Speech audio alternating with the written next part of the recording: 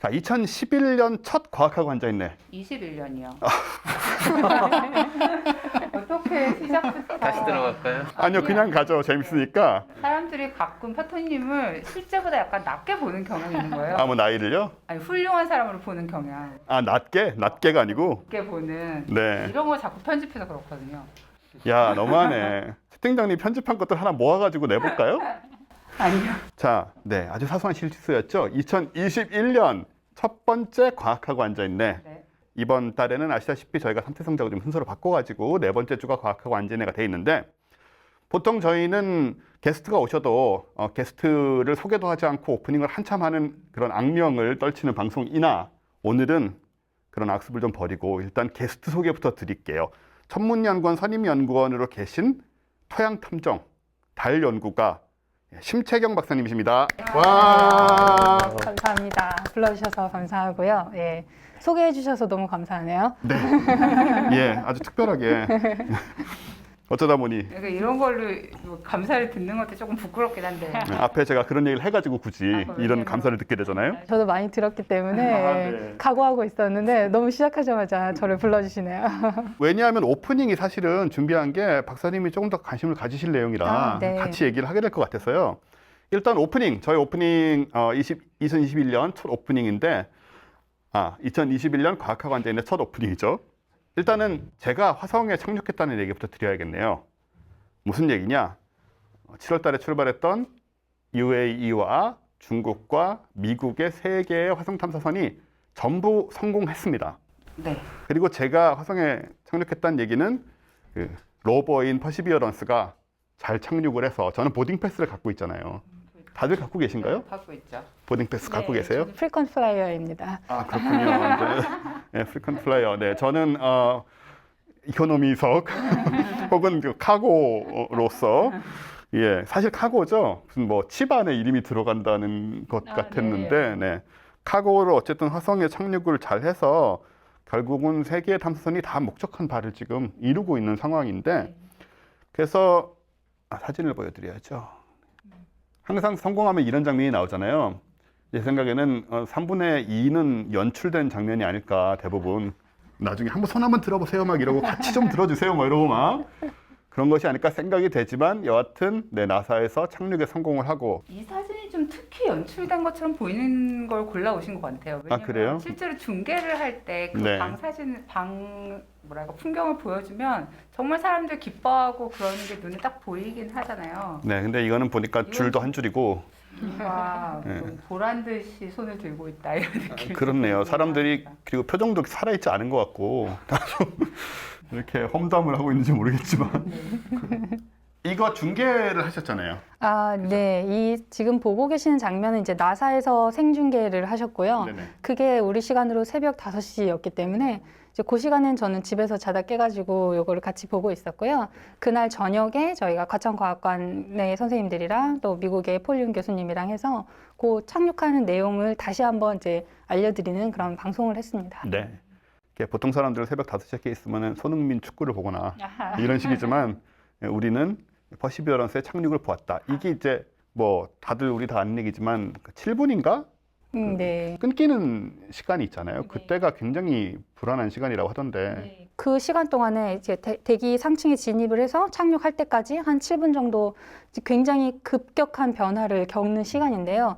근데 통신이 안 돼요. 지구랑 통신이 할 수가 없습니다. 왜냐면 지구에서 신호 보내면 가는데 11분, 신호 오는데 11분, 22분이에요. 근데 하강하는 시간이 7분이니까 벌써 다 떨어진 거죠. 그러니까 지구에서 직접 통신을 해서 명령을 주려면 그건 불가능하고, 이제 일종의 뭐랄까 AI 같은 자기가 스스로 판단해서 스스로 착륙해도 되겠다 판단하고 스스로 지금 낙하산 펴자 이런 것들을 미리 프로그래밍 해놓고 이제 알아서 착륙하는 시간이 7분이에요.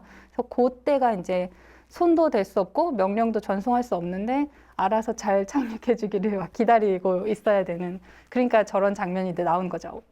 코딩에 문제가 없었구나 이런 장면입니다. 그 7분 후에 이제 이게 폭발을 했는지 뭐가 됐는지를 알게 되는 거군요. 네, 아니 11분 후에 알게 됩니다. 11분 후에. 네. 어쨌든 성공을 해서 이렇게 제가 화성에 착륙했고 여러분 모두 화성에 착륙했다는 얘기 보딩 패스 메일로 받았거든요. 얼마 네. 전에 또 전에도 받았지만 네네. 그래서 어떤 새까맣게 잊어버리고 있다가 이게 뭐지 하다가 화성에 가는 거였구나. 그래서 다들 잘 착륙했다는 얘기를 드리고요. 그래서 이제 UAE, 중국, 미국 모두 이제 각자의 연구와 탐사를 할 텐데 저기는 이제 헬기 같은 걸 갖고 있잖아요. 드론을. 예, 그게 이제 또 제대로 나와서 날아다니는지 이것도 또 되게 관심사라서 그런 것도. 언제 뜨죠? 드론은? 드론은 그러니까 지금은 아마 몇 시간 전에 그 첫 신호가 다시 온 것 같아요. 그러니까 도착하자마자 그 최소한의 사진만 딱 보내고 잠깐 꺼요. 그래서 좀 안정될 때까지 기다린 다음에 이제 다시 깨어나가지고 하강하는 동안 관측했던 자료를 이제 막 보내고 이렇게 하거든요. 그래서 시스템 정비하는 시간이 좀 걸려서 드론이 가는 거는 좀 더 기다리셔야 될 것 같아요. 네.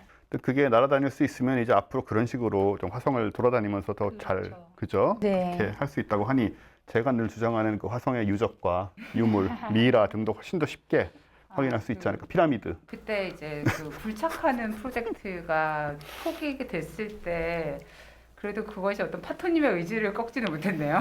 당연하죠. 그런 정도의 좌절로. 그렇군요.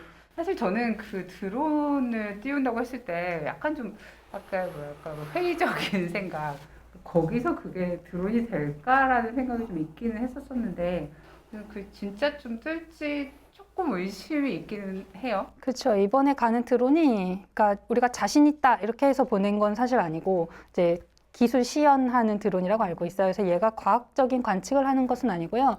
화성 같은 환경에서 드론이 뭐 떴다 앉았다가 운전할 수 있나, 또 충전이 계속 잘 되나, 뭐 이런 것들을 이제 테스트하는 용도로 쓰는 거고요.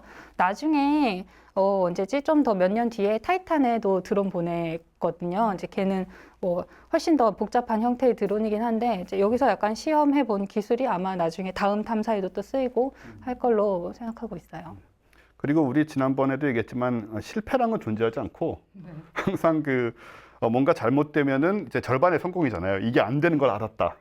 그렇죠? 그런 식으로 소중한 교훈을 얻을 기회. 소중한 교훈을 그렇죠. 이건 안 되는 거구나. 다른 방식으로 해야겠구나. 이런 식으로 특히 이제 나사에서 그런 식으로 얘기를 잘한다고 지난번에 얘기했었는데 네, 그런 뭐 어쨌든 간에 뭔가를 확인하는 계기는 될 것 같고. 예전에 이게 닐 타이슨인가 그런 얘기 했는데 과학자가 되는 것에 이게 지금 정확히 닐 타이슨의 말인지 제가 좀 확인을 못하겠는데 과학자가 되는 것의 좋은 점은 좀처럼 실패하기 어렵다고 어려운 면이 있기 때문에 뭐 그런 얘기 했던 적이 있는 것 같아요. 방금 그런 논리 때문에 네네네. 네, 그렇습니다. 인생의 다른 부분이 실패하기 되게 쉽잖아요. 예를 들어서 주식을 잘못해가지고 돈을 막 몇 천만 원을 날렸는데 그걸 가지고 많이 배웠다 이렇게 이야기는 사실 주변에 면이 안 썼잖아요. 혹은 자기는 그렇게 생각할지 몰라도 그 말은 하지만 아무도 인정을 안 해주죠. 그렇죠. 아무도 특히 가족들의 경우에는 더더욱이나. 근데 과학은 이제 그렇게 좀 죄송한 얘기지만 쓱싹 넘어갈 수 있는 부분이 있다라고. 아닙니다. 근데 되게 중요한 얘기고, 네. 그렇게 먼저 얘기해 주시니까 너무 좋은 게, 사실 이제 과학자들이 실패를 하면 주변에서 좀 안 좋게 얘기할 수도 있는데, 그거에 대해서 또 누군가는 저희를 대신해서, 과학자들 대신해서, 아니야, 그래도 과학은 괜찮아, 실패해도 돼, 이렇게 또 얘기해 주시면 너무 감사하고, 그렇죠. 저희가 그런 얘기를 사실 가끔 하고요. 예를 들어서 뭐 앞으로 뭐 누리호도 그렇고 네. 그런 식으로 생각하지 말고 설사 나루호 때도 얘기가 많았잖아요. 네네, 그런 식으로 일희일비 하지 말고 좀 진득하게 보자. 다 배우는 게 있으니까 그런 얘기를 네, 그 너무 중요해요. 왜냐면 이게 미국이나 소련도 옛날에 처음에 달 탐사 막 행성 탐사 시작할 때 1년에 몇십 개를 막 보냈거든요. 근데 그 중에서 뭐 다 성공한 건 아니에요. 사실 뭐 한 열 몇 개 보내면 그 중에 한두 개 성공하고 이런 시기가 있었는데 지금 이제 요즘에는 우리의 눈높이가 다 너무 높아서 하나 보내면 하나 성공해야 되고 막 이런 기대치가 있잖아요. 그런 게 약간 이제 실패해도 배운다는 생각을 다시 해주면 좋을 것 같아요, 요새. 그런 의미에서 근데 이제 다음 오프닝 얘기는 어쩌면 우리 모두가 약간 실망스럽고 특히 심채경 박사님은 좀 더 실망스러울 수 있는 얘기인데 지난 1월 1일에 나사 국장이었던 짐 브리덴스테인이 사임을 했고요. 지금 이제 국장 대행으로 엔지니어인 스티브 저지크라는 분이 하고 있어요. 근데 지난 20일에 바로 이제 엊그제입니다. 저희 녹음하고 있는 기준으로는 나사의 2024년 달 유인 착륙 계획이 비현실적이다 라고 말씀을 하셨습니다. 공적으로 말씀을. 새로 온 나사 국장님께서 그렇게 사실은 대행이라 이분이 오래 할 것 같진 않아요. 네네. 계속 할 것 같진 않은데 이분은 엔지니어고요. 근데 그렇게 얘기를 이제 말씀을 하셨고 그 이유가 지난 2년 동안 펀딩이 충분하지 않았다. 또 약간 서둘렀다라는 느낌을 좀 얘기를 하고요. 트럼프 정부가 2019년에 잡았던 계획인데 물론 이제 바이든 정부도 풀 서포트를 하겠다고 얘기는 하고 있어요. 근데 2024년은 좀 힘들지 않겠느냐 이런 얘기를 하셨습니다. 그리고 원래 우리 저 방송 때 얘기했지만은 지금 달 랜더 중에 이제 블루 오리진하고 다이내틱스라는 데하고 그다음에 스페이스X하고 이런 데가 좀 경합을 하고 있고 뭐 이런 얘기 했잖아요. 그게 원래 2월 말에 결정된다고 했었는데 이것도 지금 보면은 이제 뭐 4월 말 이렇게 늦춰질 것 같고요. 이런 식으로 2024년에 유인 달 탐사 나사가 얘기했던 그게 조금 어렵지 않을까 하는 그런 전망이 나왔어요. 그 브리덴스타인이라는 분이 처음에 이제 이분이 나사 국장이 됐을 때 사람들이 되게 걱정을 많이 했었어요. 그러니까 이분이 일단은 그 기후 변화 회의론자셨고요. 네. 그 일단 트럼프의 사람인데다가 그러니까 뭐랄까 우주 전문가도 아니고 이런 사람이 나사 국장으로 와도 괜찮냐는 비난이 진짜 사실 되게 많았는데 실은 되게 일을 잘했다는 평가를 받은 거예요. 끝날 때쯤에는. 그러니까 왜냐면 좀 굉장히 안정적으로 이 아르테미스 프로그램을 이끌기도 했고 그리고 이제 어떤 민간 공공의 어떤 뭐 협력한 네트워크 같은 거 되게 많이 만들어서 아 되게 잘했다.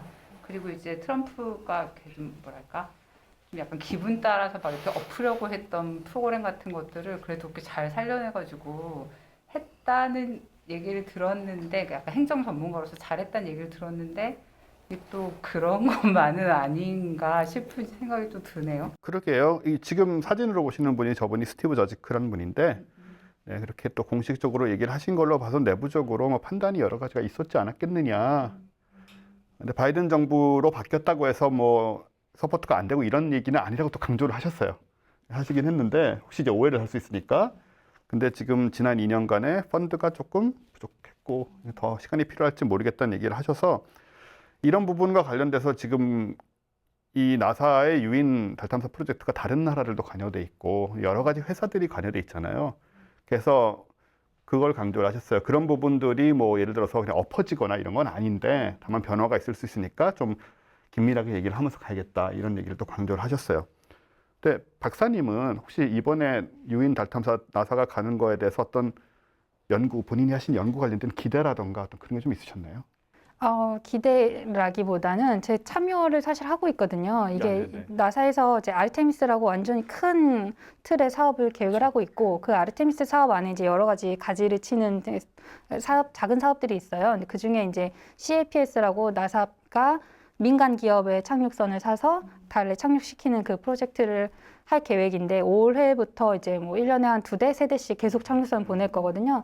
그 착륙선 중에 한 대에 한국의 탑재체를 실어서 보낼 거예요. 이제 그런 프로젝트를 하고 있고 제가 이제 거기서 프로젝트 과학자로 일을 하고 있는데 만약에 아르테미스 사업 전체가 이제 늦어지면은 저희 사업도 당연히 그 수순을 따라서 조금씩 지연이 될 것 같기는 해요. 그렇죠. 예, 그래서 그런 면에서 좀 뭐 그런데 실망스럽다기보다는 사실 예견된 수순이 아닌가 이런 생각은 합니다. 근데 말씀하신 것처럼 이게 약간 급했을 수도 있고 너무 이제 갑자기 막 진행했던 프로젝트이긴 하잖아요. 그래서 이게 조금 더 시간이 필요한 거는 하다고 판단한 건 되게 좋은 것 같아요, 저는. 그러니까 안 될 것 같은데 그냥 밀어붙여서 뭐 그냥 깡통 우주선을 보낸다. 별 기능도 없는데 가는 것만 전시하려고 보낸다. 이거보다는 그냥 시간 더 필요하다라고 솔직하게 얘기를 하고 또 워낙 여러 나라들이 같이 참여하는 프로젝트니까 숨길 수는 당연히 없을 것 같고요. 이제 미국 혼자 한다 그러면 뭐 어떻게든 해서 보낼 수도 있겠지만 요즘은 이제 다 국제 협력을 하니까 그래서 늦는다고 얘기하고 좀 더 차근차근 하겠다. 저는 긍정적으로 봅니다. 네. 보니까 내부에서도 회의론이 계속 좀 있었다고 하더라고요. 그럴 수 있죠. 네. 네네. 그러다가 이제 그게 공식화된 그런 상황이라서 아무튼 좀 기다릴 수도 있겠다라는 생각이 들고 하지만 우리는 화성에 지금 이름이 착륙을 했으니까 그걸로 지금 좀 위안을 삼아도 되지 않을까 생각이 되고요. 인류의 조약보다 본인의 이름을 되게 더 중요하게 생각하시는 네, 제 이름, 제 명예가 드높여진 순간이라고 생각합니다. 화성인들이 지금 명부 만들고 있을 겁니다. 아, 누가 보딩 왔나? 패스 다 분석해서. 아, 그렇죠. 이 녀석들인가, 온 녀석들이. 이 원래 이런 종류의 프로젝트라는 게 그러니까 조직 내에서 하면 할 수 있다와 뭐 늦으면 좋다 이런 게 막 이제 오가는데 이런 교체기가 되면 또 이제 전에 어떤 그 리더십에 조금 반대하는 목소리가 좀 커지면서 좀 현실론이 이렇게 득세를 하고 뭐 이렇게 그냥 저는 이게 막 어떤 뭐랄까 그러니까 전에 있던 모든 성과들을 막 이렇게 부정하거나 이럴 필요는 없는 것 같고 그냥 되게 자연스러운 이런 행정 조직의 흐름이 아닌가 싶은 생각이 들기는 해요. 그럴 수도 있고요. 지금 이제 저 이런 발표를 하신 분이 국장 대행이시고 이분의 임기라는 것은 사실 다음 국장이 생기는 순간에 이제 종료되는 분이잖아요. 그러니까 그런 뭔가 부정적인 시그널, 이렇게 조금 안 될 수도 있어, 어려울 수도 있어, 연기할 수도 있어 이런 발표를 그분이 하게끔 하는 것도 굉장히 전략적인 행동이기 때문에 예. 그렇네요. 지금 안 좋은 얘기는 이제 지금 국장 대행 잠깐 계실 때 하시고 가서 그 다음에 새로운 리더십이 와서 어렵다고 했지만 해내겠다 이렇게 얘기하는 게 더 아마 극적인 효과가 있을 것 같아요.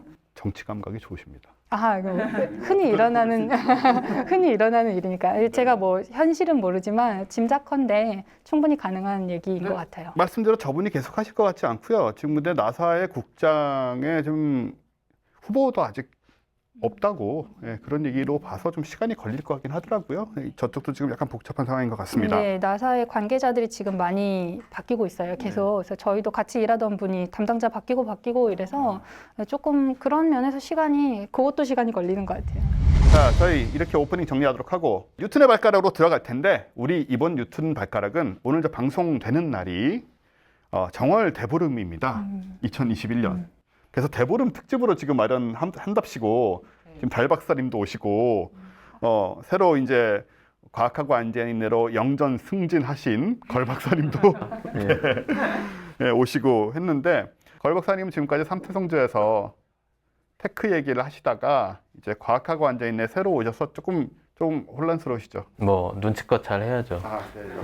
좀 삼태성조는 우리가 역할이 딱 나눠져가지고 누가 이 얘기를 딱딱 한다 이런 식이었는데 삼태성지에서도 사실 그렇게 뭐 완벽하게 적응됐다는 느낌이 아니어서 제가 옮기시라고 할 때 그렇게 큰 부담은 없었어요. 네. 네, 뭐 크게 적응하는데 문제는 없지 않을까 생각을 했습니다. 예. 그래서 자, 대보름 특집이고 올해를 시작하는 첫 보름달이다. 이제 이런 의미인데 일단 요 얘기로 달리기로 제대로 들어가기 전에 대보름 얘기만 살짝 할게요. 일단 대보름이라는 게 실제로 제가 두 분에게 다 여쭤볼 것 같은데요. 실제로 달이 큰가 아닌가에 대해서 다들 궁금해 하잖아요. 추석도 그렇고요. 일단 박사님, 달이 좀 클 수도 있나요? 달이 좀 클 수도 있죠. 안 클 수도 있고요. 다른 보름과 마찬가지로요? 그러니까 달과 지구의 거리가 가까워졌다가 멀어졌다가 하는 건 사실인데 네. 그 날짜가 딱 정월 대보름은 아닐 경우도 있어서 네, 뭐 정월 대보름 전후일 가능성이 크지만 아닐 수도 있습니다. 네. 그러면 만약에 뭐 2월, 3월 음력으로 그럴 때 보름 때에 비해서는 좀 클 수 있는 건가요, 정월이? 그렇죠. 가능성이 높습니다. 딱 맞아 떨어지는 게 아니어서요. 네. 근데 이제 이 책도 제가 새로 나온 책 천문학자는 별을 보자는데 여기를 보면 이제 또 이과적인 마인드를 강조를 하시는데 네. 여기서 이과적으로 또 여쭤볼게요. 네네. 자극 가능성도 얼마든지 있는 건가요? 네. 다른 달에 비해서. 최고로 크진 않을 수 있어요. 네. 굉장히 애매한 답을. 그러니까 예를 들어서 그 서원 궤도에서 가까운 점에 있을 가능성이 높기는 한데 그렇죠. 네. 높긴 한데 그렇지만 가장 가깝지는 않을 수도 있다. 그럴 수도 있다. 네. 근데 약간 그런 건 좀 있잖아요. 그러니까 겨울이면 왜 이렇게 하늘에 있는 게 좀 더 가깝게 느껴지거나 좀 밝아 보이거나 좀 그런 느낌이 있지 않나요? 습도가 낮고 좀 뭐 날이 네, 맑고 쨍한 그래서 느낌? 그러니까 좀 뭔가 그 3월이나 4월 막 이럴 때보다는 조금 커 보인다라는 기분은 들 것도 같아요. 근데 걸 박사님은 이제 이런 걸 잘 아시니까 대보름, 정월 대보름 이런 개념은 그러니까 추석 이런 거는 뭐 그때 막 뭐 농사도 뭐 이렇게 정리가 되고 이런 게 이해가 되는데 정월 대보름 이런 거는 왜 생긴 거예요, 개념이? 달이 정말 커 보여서 생긴 건지 아니면 무슨 뭐 또 문화적인 바탕이 있는 건가요? 일단 제가 그런 건 아니고요. 네, 여기서 고백을 받으려고 했는데 그리고 따지려고 했는데 아니군요. 추석이나 마찬가지로 사실은 농사하고 관계된 게 가장 클 것 같습니다. 그 추석은 이 가을에 수확을 해서 그걸로 배부르게 먹고 뭐 햅쌀로 밥도 먹고 이런 거라고 하면 사실 정월대보름은 말씀하신 것처럼 크기가 크긴 하지만 반드시 최고는 아닐 수도 있고 사실 조금 애매할 수 있는데 어떻게 보면 농사를 다시 시작하기 전에 보름달이라는 의미가 있죠. 보리 수확은 언제가 되나요, 보통? 보리는 뭐 5월 뭐 이렇게 그건 합니다만 아니구나. 이제 겨울에 사실 별다른 일을 못 하고 있다가 네. 조금씩 날이 풀리고 이제 3월부터는 일을 해야 되거든요. 어쨌든 일을 해야 되는데 물론 이제 민속이란 걸 이렇게 환원주의적으로 해석하는 게 좀 위험할 수는 있는데 일을 해야 되는데 어떻게 보면 겨우내 좀 쉬다가 보름달을 보면은 시즌이 다시 시작한다는 신호도 되고 그리고 사실 겨울이 실제로 밤하늘을 많이 보게 됩니다. 이게 다른 할 일도 없고 하늘도 말씀하신 것처럼 좀 뭐 습도가 낮기도 하지만 이거는 딱 인과관계를 얘기하긴 힘든데 북반구가 겨울이 별 보기가 좋아요. 1등성의 절반 이상이 이제 겨울에 나오고 여름엔 사실 은하수 뭐 안 보이죠 요즘에. 근데 뭐 여름에 밝은 별이 별로 없지 않습니까? 이게 이제 그 겨울에 별도 계속 보고 하다가 어쨌든 뭔가 밝은 천체가 나오는 것들을 한 해의 사인으로 삼는 경우가 많습니다. 그러니까 이집트 같은 경우는 뭐 그런 거 있잖아요. 뭐 시리우스가 그렇죠. 요 새벽에 딱 뜨면 그때부터 나일강 범람하고 이제 새해고 되게 중요하죠, 시리우스가.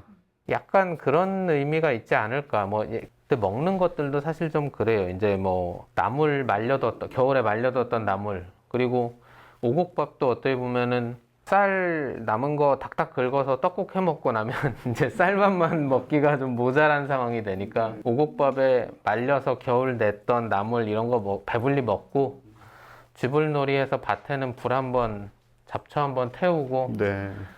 그런 의미가 좀 강하지 않았을까 생각을 합니다. 이렇게 농사를 준비하는. 네. 지금 이용 기자가 있었다면 그 얘기를 했을 것 같아요. 겨울에 이렇게 노름하다가 밤늦게 아, 나가서 하늘을 농한기 때 보내는데 노름하다가. 그래서 왜냐면 타짜에 가려고 항상 해야 되더라고요. 그렇죠. 노름하다가 이제 그 다 뜯기고 나면 네. 이렇게 나와가지고 하늘 딱 보면서 한숨 쉬는 거죠. 네, 허무감을 느끼고 결국은 시즌이 시작한다. 그죠? 농사 시즌이 시작해서 추석까지 가서 시즌이 끝나고 그래서 이제 1534년 시즌이고 그다음에 1535년 시즌 이런 식으로 이제 계속 되지 않았겠느냐. 그런 의미로 이제 달 두 개의 달이 되게 크기도 크거니와 시원하게 잘 보이기도 하거니와 그런 의미를 가졌을 것이다. 라고 예, 뭐 확정적으로 얘기하기는 어렵지만 듣는 분들도 누가 확정적으로 듣고 있겠어요? 어쨌든 그때는 농사가 가장 중요하니까요. 네, 그렇죠. 이렇게 해서 저희가 오늘 당일 지금 방송 들으시고 저희가 4시 업데이트 되니까 혹시 일찍 들으신 분은 저녁에 바로 대보름달을 보실 수가 있는 상황인데 하지만 저희가 과학 팟캐스트니까 뭐 대보름의 어떤 문화, 사회 이런 얘기를 계속 할 수는 없고 그런 얘기를 중간중간에 하면서 아무래도 달 얘기, 달 토양 탐정의 심채경 박사님을 모시고 얘기를 나눌 겁니다. 네, 근데 일단은 심채경 박사님은 뭘로 유명하시냐 하면 2019년에 네이처가 네, 앞으로 50년간 달 탐사를 좌우할 연구자 5명을 선정했다는 뉴스가 있었고요. 거기에 이제 심채경 박사님이 이제 지금은 이제 한국천문연구원의 선임연구원으로 계시고 네. 그때는 경희대에 경희대에 계셨나요? 있었죠. 경희대에 네. 계셨고요. 그리고 이제 다른 분들도 있어요. 굳이 성함을 네, 공정성을 저도 기하는 의미에서 기억하지는 못하지만 네. 읽어주시면 네, 공정성을 기하는 의미에서 메가바트 인도 물리 연구소의 박사님, 그리고 달 암석 연구자인 제시카 바네스 나사 연구원, 달 운석을 찾는 캐서린 조이 영국 맨체스터대 연구원, 중국 달 탐사에 참여하고 있는 파 웬제 베이징대 교수 등등과 함께 호의가 되셨는데 네. 이 책을 읽어보면 이 과정이 굉장히 과정에 대해서 굉장히 겸손하게 표현을 하셨더라고요. 아, 네. 뭐 겸손했던 것이 사실이니까 저는 사실대로 쓴 거고요. 그때는 이게 이제 기사 제목에서 한 가지 이제 언급 안 해주신 게 젊은 과학자를 뽑은 거였어요. 그러니까 애초에 대가들을 선정하겠다는 의도는 아닌 기사였었고, 그다음에 젊은 과학자들이라고 하면 이제 아직 대학원생이면 사실 과학자라고 잘 안 불러주잖아요. 졸업한 사람 중에 박사학위 받은 사람 중에 아직 대가는 아니지만 그 중간에 있는 그런 몇 명 없어요. 그 중에서 이제 뽑아주신 것 같아요. 그 중에 또 그러니까 행성을 연구하는 분들 중에 또 달을 그렇죠. 연구하는 분들 중에 그런 굉장히 네. 좁은 네. 그럼 예를 들어 본인이 생각하시기에 몇 명 정도를 제친 것 같으신가요? 와, 그거 야, 이거는 정말 아, 궁금해서. 일단 한국에서 1등한 것 같고요. 네, 좋네요. 자신 있게 말할 수 있는 이유가 한국에 저희 경쟁자 정말 몇 명 없기 때문에 뭐 당시에 다 대학원생이었거나 뭐 예, 저보다 후배들이었기 때문에 한국에서 1등을 한 것 같고 잘 모르겠어요. 근데 그게 되게 신선하게 봐주셨던 것 같아요. 이게 미국이나 유럽에서는 달과학이라는 게 지질학의 일부예요. 사실 천문학자가 달을 잘 안 하거든요. 그러니까 천문학, 행성과학, 달과학 이렇게 나눠서 사실은 부릅니다. 근데 우리나라는 이제 천문학자라고 다 통칭을 해도 되는데 사실은 이제 미국에서는 달과학자, 행성과학자를 이제 따로 부르기도 해요.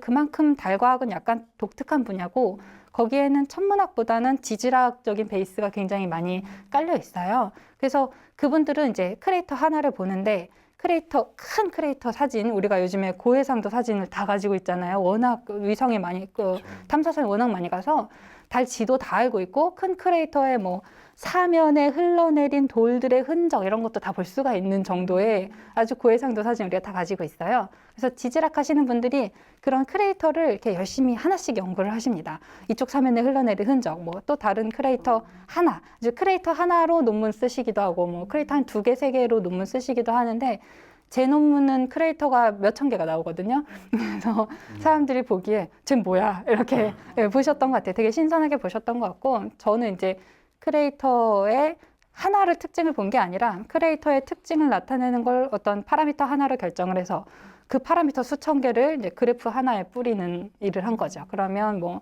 전체적인 성질, 그러니까 경도에 따라서 위도에 따라서 이런 거를 보는 연구를 했어요. 그걸 되게 사람들이 신기하게 봤던 것 같아요. 그게 이제 네이처의 어떤 입김을 작용 불지 않았나 생각하고 있습니다. 저희가 예전에 그 달에 이제 뭐 다시 가는 이런 일이 굉장히 오랫동안 안 하다가 다시 시작이 되게 됐는데 맞아요. 6, 70년에 이제 문레이스 막 한다고 했을 때는 가는 것 자체가 약간 목적이었다는 느낌이 그렇죠. 있잖아요. 네, 네. 두 나라 간에 네. 지금 생각하면 약간 비이성적인 경쟁심 같은 것 그렇죠. 때문에. 근데 지금 그러니까 요거를 보면서 제가 약간 들었던 생각은 아 그러면 요즘에 다시 달에 가는 목적은 지질 연구하러 가는 건가? 그게 제일 큰 과학적인 목적인가? 좀 이런 궁금증이 들었어요. 지질 연구하러 가는 것이 사실은 지나간 이슈기도 해요.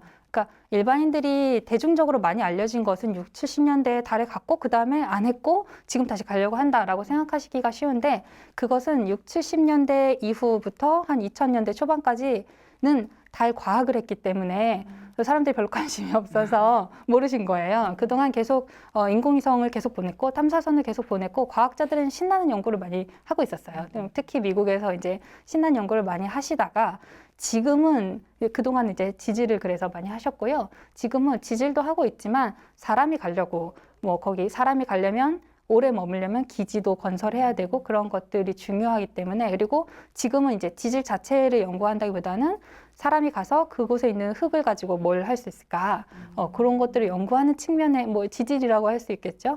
약간 다른 측면으로 지금 또 이제 다음 세대의 달 탐사 시작되는 사실 시기예요. 우리나라는 아직은 이제 달 과학 정말 순수 달 과학 쪽에 조금 더 머물러 있는 상태고 이제 우리도 그 경계선을 넘어가야 하는 시점에 있습니다. 제가 이 책을 봤는데 아, 천문학자는 별을 보지 않는다. 오늘 나온 따끈따끈한 책입니다. 아주 예쁘게 잘 아, 너무 예쁘죠. 네. 별을 보지 않는다고 하지만 별이 잔뜩 그려져 있는. 네, 별이 잔뜩 그려져 있지만 사실 과학자는 여기 책상에 앉아서 컴퓨터를 보고 있는 그런 장면입니다. 말하자면. 책상에도 안 계세요. 네. 어디 가셨어요? 모니터 속에 빨려 들어가 있죠. 네. 사실 이런 얘기를 우리가 K 박사님한테 살짝 좀 듣긴 했잖아요. 대부분 이제 컴퓨터로 아하, 하고 네. 이 책의 중간에도 나왔던 것 같은데 뭐 예를 들어서 망원경 앞에 가서 이렇게 망원경을 보는 척하고 근데 망원경 방향도 잘못돼 있고 뭐 이런 맞아요. 그런 건 되게 연출된 사진이고 요즘은 네, 저는 그 방송을 저도 이제 가끔 다른 천문학자들이 방송에 나오면 이제 한 번씩 챙겨 보는데 너무 웃긴 거예요. 그 블랙홀 연구하시는 분인데 엄청 커다란 망원경 앞에 가서 이렇게 망원경에 직접 이렇게 눈을 대고 보고 계시는 거예요. 그래서 저 보고서 블랙홀 연구하는 사람이 저기서 뭐 하는 거야? 망원경 보지 않거든요. 그렇게 작은 망원경은 보지 않으세요. 그 이제 광학 망원경인데 네, 블랙홀을 전파도 아니고 광학 망원경을 이렇게 보고 계시더라고요. 근데 너무 웃긴 게 그렇게 풀샷을 이렇게 쫙 잡아주시는데 돔의 천창이 이쪽에 있는데 망원경을 여기 보고 있는 거예요. 그러니까 그 분은 그 연출된 샷을 찍기 위해서 망원경 이렇게 하고 아마 이제 돔 천장을 보고 계셨던 것 같은데 근데 그거를 일반인들이 볼 때 굉장히 오 저거 멋있는 장면이야라고 생각하게끔 이제 TV에서는 그렇게 연출을 해주신 거잖아요. 그래서 이게 너무 괴리감이 있다는 생각을 많이 했죠. 저희도 이제 천문대 예를 들어서 소백산 천문대 이런 데 여러 번 갔었는데 네. 가면 이제 물론 다른 걸 주로 하지만 가끔씩 연구원들 하시는 걸 슬쩍 보면은 모니터도 막 저렇게 화려한 무슨 달이 저렇게 멋지게 보이고 이런 게 아니고 전혀 아닙니다. 흑백으로 무슨 노이즈 같은 것이 잔뜩 있는 그런 정말 지루한 모니터를 그렇죠. 보고 계시더라고요. 네, 심지어 사진을 사진 보는 일보다 그래프 보는 일이 더 많아서 네. 이게 어느 그래프든 X축, Y축이 잘 보이지 않으면 뭔지 모르잖아요. 그냥 점이 찍혀 있는 그런 그래프를 주로 보고 있습니다. 그러니까요. 저희가 이 과학 팟캐스트를 몇 년 동안 하면서 배운 것 중에 하나는 모든 과학자는 멀리서 보면 그냥 컴퓨터에 앉아 있는 사람으로 보인다. 그게 무슨 뭐 극지 연구소가 됐건 무슨 유전체를 연구를 하시건 천문학자건 그냥 다 똑같아요. 다 그냥 컴퓨터에 앉아 있는 일을 한다. 저희는 이제 스스로를 코딩하는 네. 사람이라고 네. 생각하고 있고, 저희 이제 화가라는 얘기도 많이 해요. 왜냐면 저희 그래프 계속 그리는데 그림 그린다고 하거든요. 그래서 코딩해가지고 그래프 그리는 거, 그림만 하루 종일 그리고 있어서 화가도 아니고 프로그래머도 아닌데 우리 왜 계속 그림만 그리고 있냐, 그런 얘기 되게 많이 하죠, 저희가. 이 책에 보면 그 앞에 오프닝 저 부분에 그 화가 되신 친구 네. 얘기도 나오고 뭐 그런데 이게 책이 저는 되게 재밌게 읽었는데요. 보통 이제 물론 과학책을 읽을 뭐 여러 상황들이 있긴 하지만 뭔가 되게 좀 따뜻하고 굉장히 섬세한, 본인이 이제 이과적이라고 계속 강조를 하시지만 사실은 그 우리가 이과적이라고 얘기할 때, 그러니까 저는 문과거든요, 심지어. 네네. 예, 저희 같은 사람들이 이과적이라고 얘기할 때의 그 전형적인 그 이공계의 모습이 있습니다. 근데 또 뭐 글을 쓰신 거 보면 그런 느낌은 아니고 굉장히 글을 잘 쓰세요. 그죠? 일단은 그 제가 조금 되게 재밌다고 생각을 한 건 그 과학자들이 쓰는 책들이 보통은 좀 뭐랄까, 그러니까 그 생각하는 어떤, 그러니까 말씀하신 것처럼 기대하는 어떤 글의 느낌이라든지 이런 게 있는데, 좀 접고 들어가야죠. 네, 솔직히 말해서. 네, 그런데 그냥 글을 되게 잘 쓰시더라고요. 네. 네, 이 책은 과학책이 아니라 에세이로 분류되는 책이고요. 저한테는 사실 뭐랄까, 공개된 일기장 같은 책이어서 약간 부끄러운 마음이 드는 그런 내용이고요. 뭐 수식도 없고 그 과학적인 내용을 전달하려는 책은 아니어서 뭐 천문학을 공부하고 싶어서 이 책을 보신다 그러면은 안 되니까 솔직하게 말씀드리는데, 과학적인 어떤 정보를 전달하기 위해서라기보다는 그냥 세상에 이런 직업도 있어요 정도의 그런 에세이라고 할 수 있어요. 근데 대신에 이제 제가 쓸 때는 몰랐는데 쓰고 나서 이 글을 읽어주시는 분들의 반응이 되게 정보 많다 이렇게 얘기하시는 거예요. 그래서 나 아무 정보도 안 적었는데 저도 이제 사회와 약간 괴리가 있는 상태로 살고 있구나 이런 생각도 많이 했고요. 아마 이렇게 약간의 정보와 약간의 일기 같은 감성이 섞여 있는 책입니다. 이게 전공자와 일반인의 차이가 이제 그건데, 전공자는 그런가 봐요. 정보를 주지 않았다고 생각하지만 일반인에게는 충분히 많은 정보가 주어졌다라는 상황인데, 사실은 근데 물론 이제 대학을 이미 들어가고 이미 전공을 정할 때쯤 되면 어떨지 모르지만 여기에 내용 정도도 되게 중요하고 과학도 중요하지만 이제 어떤 생활을 어떻게 하시고 전공을 어떻게 바꾸시고 뭐 이런 식으로 얘기가 많이 나오잖아요. 근데 굉장히 중요한 게 제 조카가 네. 공대를 갔어요, 결국은. 공대를 갔는데 얘가 이제 수학을 굉장히 잘하고 공부를 굉장히 잘했던 애거든요. 아니 무슨 두 분이서 계속 조카에 대해서 얘기하는 역사가 있는 것처럼 결국은 네, 제 조카 기억하시죠? 네. 제 조카, 잘난 조카가. 약간 재밌네요. 네. 저 애청자니까. 근데 아. 얘가 되게 중요한 포인트가 뭐냐면요. 네네. 이 조카가 천문학과가 뭔지를 몰랐어요, 끝까지. 그래서 자기는 굉장히 좋아해요. 물리학, 천문학, 뭐 공대도 공대도 완전히 프론티어 양자 컴퓨터 쪽으로 좀 가 있는데, 끝까지라는 게 지금까지라는 말씀이신가요? 지금은 이제 대학원생이 돼가니까는 좀 달라졌겠죠. 네네. 근데 전공을 선택할 때까지도 천문학자가 지금 우리가 알고 있는, 우리가 팟캐스트에서 얘기하고 이 책에서 얘기되는, 그러니까 천체를 연구하고 공부하는 학문인지는 모르고 별자리 정도를 보고 그냥 그렇죠. 거기서 끝이고, 그렇죠. 혹은 심지어는 점성술. 이 오해가 제 조카가 이제 대학교 4학년인 이제 저 석사 들어가는 그 정도 나이인데도 걔가 고등학교 때까지 그런 착각을 하고 있었단 말이죠. 근데 이게 사실 생각보다 되게 광범위하다는 거죠. 그렇죠. 예, 네. 그래서 이런 책은 그런 오해를 이제 없애주기에는 굉장히 좀 중요하다고 그렇죠. 생각해요. 예, 제가 이 책에도 그런 얘기를 썼는데 별자리를 하나도 모르는 상태로 대학을 들어갔고요. 망원경을 만져본 적도 없고 망원경을 아마 가까이 본 적도 없는 상태에서 천문학과에 왜 갔는지 모르겠어요. 갔더라고요. 가서 보니까 처음에 되게 약간 마음이 주눅 들어 있었어요. 그래서 제 동기들 중에 뭐 자기 망원경 갖고 있는 친구도 있고 뭐 무슨 관측회 동아리 같은 거를 평소에 이제 몇 번 별 보러 가본 친구들도 많은데 저는 아무것도 그런 지식이 없는 거예요. 근데 뭐 지금은 약간 다를 수 있는데 저 1학년 때는 교수님들이 우리과 학생들은 그 천문학 교양 과목 듣지 말라고 하셨어요. 이제 전공자가 들으면은 학점이 너무 이제 불공평하다. 다른 전공하는 친구들한테 불공평하다 이러면서 프로가 아마추어 무대에 가서 네, 그런 말씀이셨던 것 같아요. 네. 그런데 저는 1학년 때 들어와서 아직 기본 천문학도 배운지 않은 상태에서 지금 2학년 때 배우거든요. 1학년 2학기나 2학년 때부터 배우기 시작하니까 1학년 때 사실 저는 다 탁과생이랑 똑같은 수준의 천문학 지식을 갖고 있었는데 교양을 못 듣게 하시니까 네, 이러다가 이게 교양 없는 인간으로 졸업을 하겠구나 이런 걱정을 많이 했죠. 네. 저도 모르는 상태로 들어왔는데 이제 책에 제가 썼어요. 처음으로 별자리를 확인하게 되었을 때 그 신기한 느낌? 그게 저는 대학교 1학년 때였던 것 같아요. 이미 이 세계에 발을 들이고 난 다음에. 여기 보면은 그 되게 생동감 있게 적혀 있어요. 그거를 이제 보시고 이렇게 별자리를 배우면 잊을 수 없다 뭐 이런 표현도 있었는데 네네.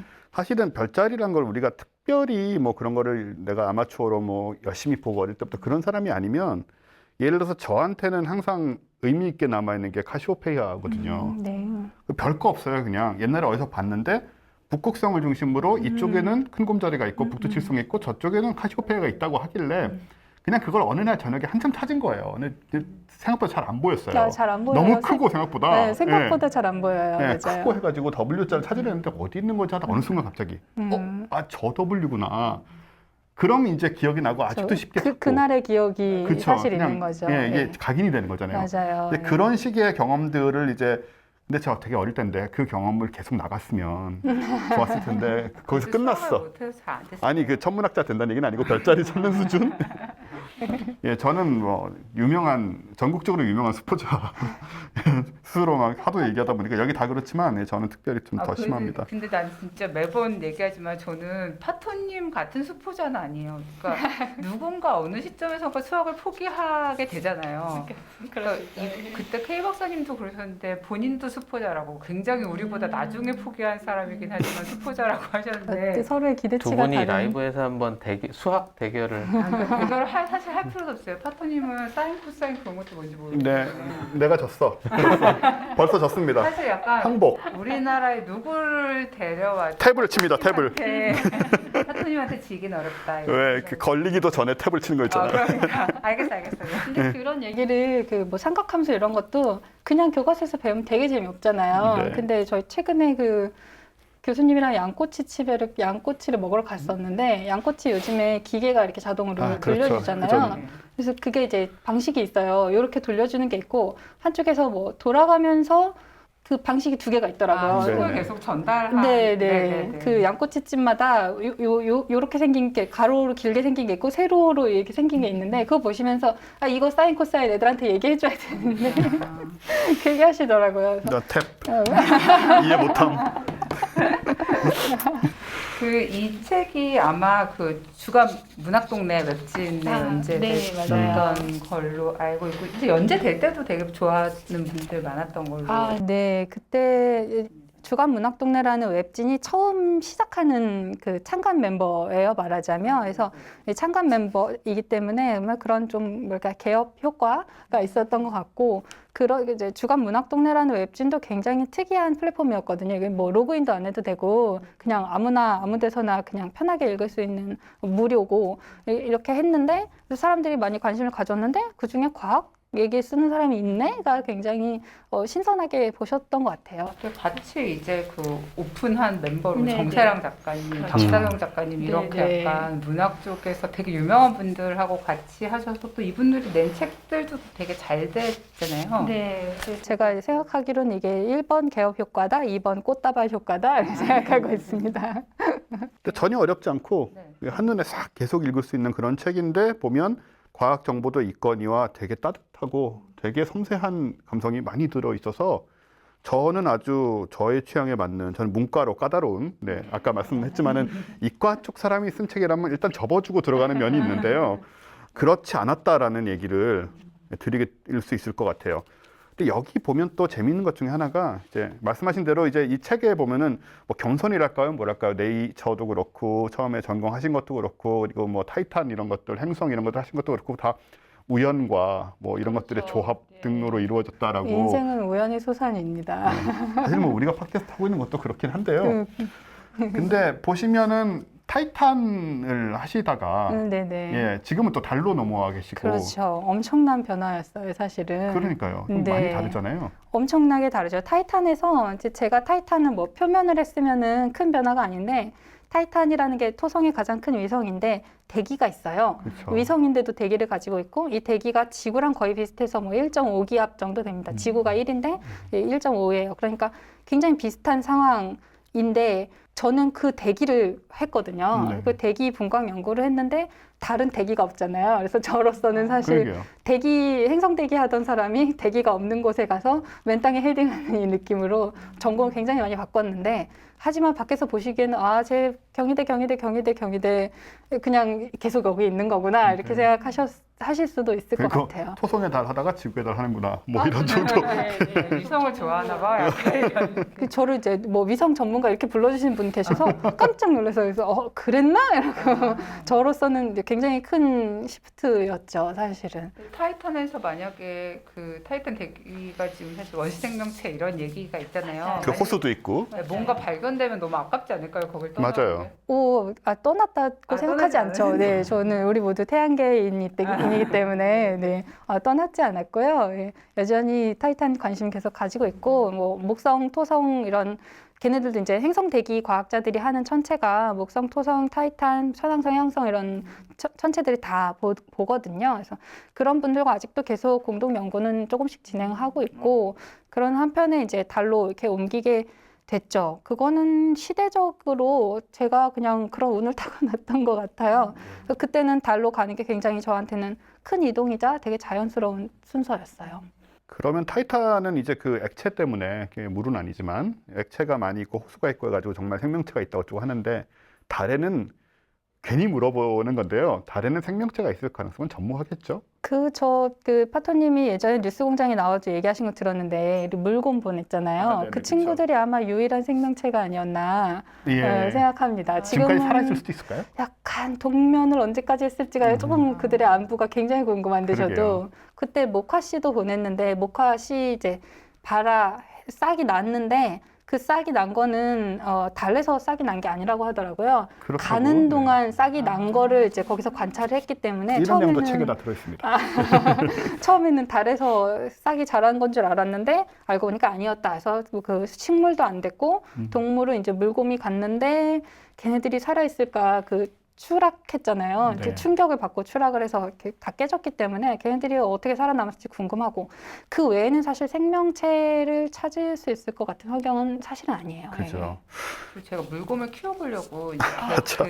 걔네들이 어떻게 그 컨스테이트에 들어가는지에 대해서 약간 공부를 되게 많이 했는데 우리 물건 수입했었잖아요. 수입해서 그거를 한번 키워볼 네. 생각을 사무실에 물건이 있었어요. 제가 그걸 하려고 되지 않나요? 현명이 현명도 있었죠. 현명도 있었고요. 제가 춤추는 동영상도 있는데 나중에 보는데 아 맞아. 내가 궁금하다. 그 물건들 결국 어떻게 된 거예요? 나는 그 후속 얘기를 죽었어요. 못다. 네, 모두 죽었습니다. 원래 죽지 않는 생물로 네, 유명했잖아요. 바글바글 했었던 애들이 다 죽였는데요. 과학과 사람들 그렇게 위험한 곳이군요. 네, 사무실 위험해요. 물건도 그러게요. 살아남지 네, 못하는. 우주 공간에서 절대 영도에서도 살아남는다는데.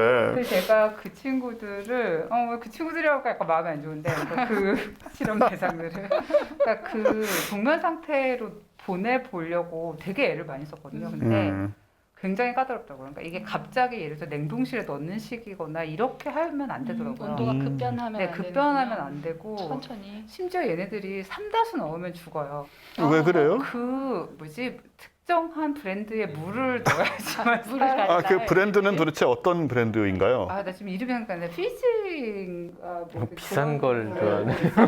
네, 비싼 생수. 아. 그것도 한두 죽어가지고 제가 재벌들이 먹는다는 뭐 그런 거? 사진을 썼어요. 이거 왜 자꾸 죽는데 어떻게 해야 되니 했더니 저희 이런 브랜드 물을 구할 수 있으면 구해봐봐 이렇게 해가지고 아, 실제로 그걸 알려진 사실이었구나. 네 그들 연구자들 가는 다 알더라고. 아니 인간보다 훨씬 나약하고 네, 네. 그런 물까지 그렇게 따지면 결국은 우리의 기대와는 달리 이제 저희 사무실에 있었던 물건들은 몰수를 했고요. 아마 달에 있는 물곰들도 그렇게 그런 비슷한 운명 갔을 거라 생각하고요. 혹시 그들이 달에서 살아남았다고 하더라도 우리는 그걸 우주 생명체라고 부르지 않습니다. 왜냐하면 물곰이 동면 상태에서 대기하고 있는 것은 번식하지 않아요. 얘네들은 동면 상태에 들어가면 번식을 안 하는데 번식을 해서 다음 세대를 할 수 있어야 우주 생명체라고 부르는 것이고요. 번식을 하지 않고 그냥 잠시 존재했다가 우주상에서 소멸되면 사멸하면 그것은 생명체로 부르지 않기 때문에 네, 달에 그래서 없겠네요. 지금 달 연구로 이제 옮겨오신 다음에 이 달 연구가가 우리나라에 별로 없다고 얘기하셨는데요. 네, 어째서 없습니다. 그럴까요? 되게 막 있을 것 같은 느낌이 있는데 어째서 있을 것 같은 느낌을 가지시는지가 저는 일단 익숙하고 궁금한데. 크고 뭐 잘 아, 보이고 많은 사람들이 알고 뭐 이러다 보니까 네, 너무 잘 알아서 그런가? 제가 달 과학을 타이탄 대기하다가 대기가 없는 달로 옮겨오겠다고 했을 때 우리나라에 달 과학자가 없었어요.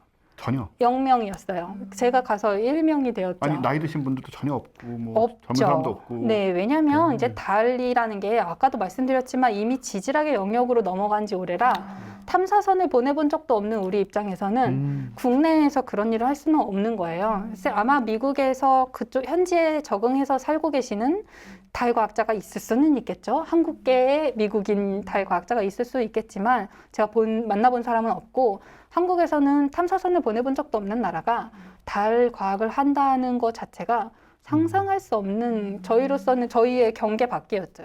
네, 우리나라 천문학 경계 밖이었는데 그런데 이제 2012년 말에 우리 박근혜 전 대통령께서 아주 큰 결단을 내리시면서 달에 보내겠다라고 얘기를 하시는 거예요. 그게 굉장히 갑작스러운 일이었어요. 너무너무 갑작스러운 일이었고 그럼 누군가는 달 과학을 해야 되는데 이제 물론 달에 가는 건 굉장히 기술이 중요합니다. 이 기술들을 모으고 모아서 달에 성공적으로 가야지 현실적으로 달 탐사를 할 수 있는 건데 그런데 그렇다고 해서 그냥 가느냐 깡통만 보내면 안 된다. 거기에 카메라를 달아야 되고 어떤 카메라든지 간에 과학적으로 의미가 있는 사진을 찍을 수 있는 카메라를 보내고 싶다라는 이제 과학자들의 바람이었고 그래서 부랴부랴 다른 거 하시던 분들이 달 과학에 이제 뛰어드신 거죠. 네. 그래서 당시에 달 과학에 이제 함께 시작하셨던 분들이 제일 가까우신 분은 카이퍼 벨트 오브젝트 하신 분, 카이퍼대가 태양계 끝에 있잖아요. 그걸 하다 달로 오셨어요? 그거 전공하신 와. 분, 그 다음에 기기 만드시는 천문 관측 기기 쪽에 더 관심이 있으셨던 분, 그리고 은하 하시던 분, 되게 멀리서 오셨죠.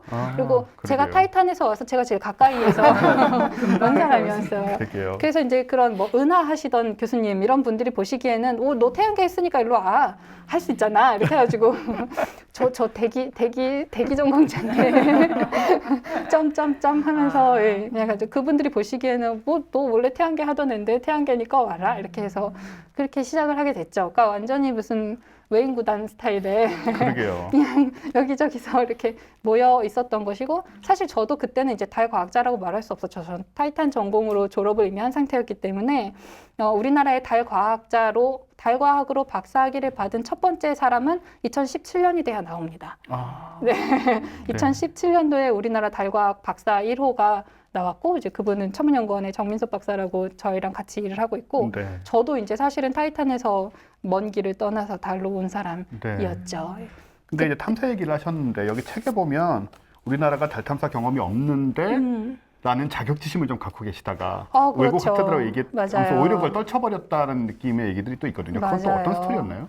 그게 이제 제가 타이탄을 전공을 했고 뭐 목성, 토성 이런 자료를 계속 같이 이제 공동 연구를 해왔는데 그게 모든 게 다 해외 탐사선에서 얻은 자료를 가지고 하는 거예요. 그러니까 제가 우리나라에서도 시도를 했죠. 제가 보현산에 가서 책에도 썼는데 보현산에 가서 타이탄을 몇 년을 관측을 했어요.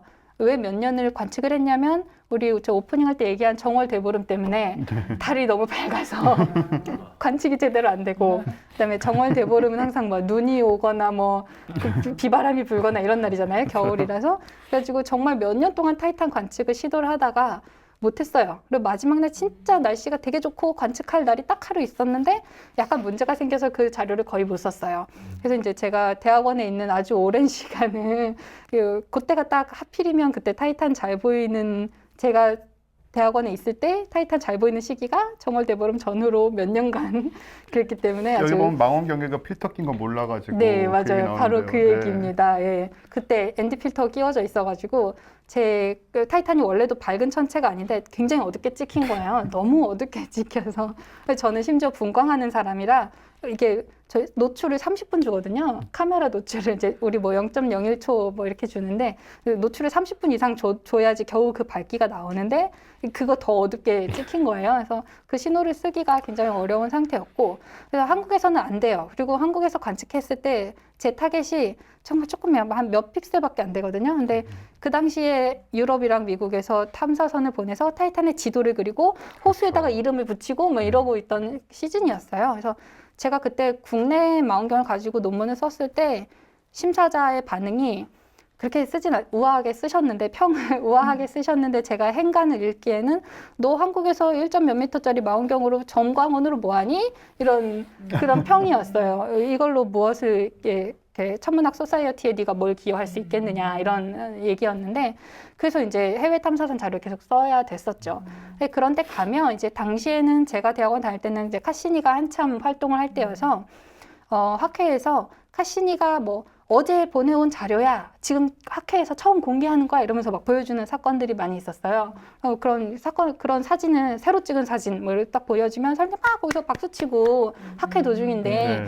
박수치고 막 이렇게 뭐 뒤에서 막 뮤지컬 보는 것처럼 막 거의 브라보에 가까운 그런 반응이 나와요. 그래서 저는 거기서 이제 되게 꺼다놓은 보리자루처럼 앉아 있는 거죠.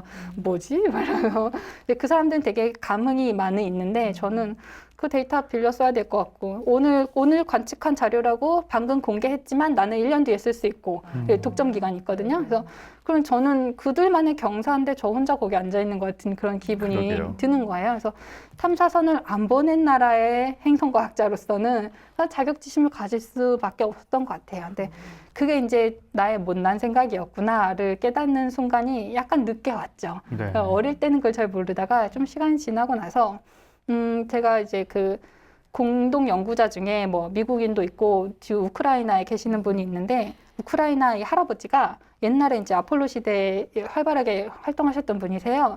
미국이랑 소련이 옛날에 경쟁하다가 소련이 처음에 잘 나갔잖아요. 그러다가 미국이 아폴로 우주인을 달에 딱 보내면서 갑자기 전세가 역전됐는데 그러니까 저의 그때 당시 자격지심이 있던 저의 입장에서는 내가 만약에 소련의 과학자였으면 내가 진짜 잘하고 있었는데 갑자기 쟤네가 사람을 보내더니 우리가 졌어. 굉장히 기분이 안 좋았을 것 같은 거예요. 질이 멸렬한 느낌으로 막 때려치고 싶고 막. 그렇죠. 네. 이제 막 뭔가 정부에서 막 우리를 쫄 것 같고 그렇죠. 그런 아우지탄과. 소련이 또 무섭잖아요.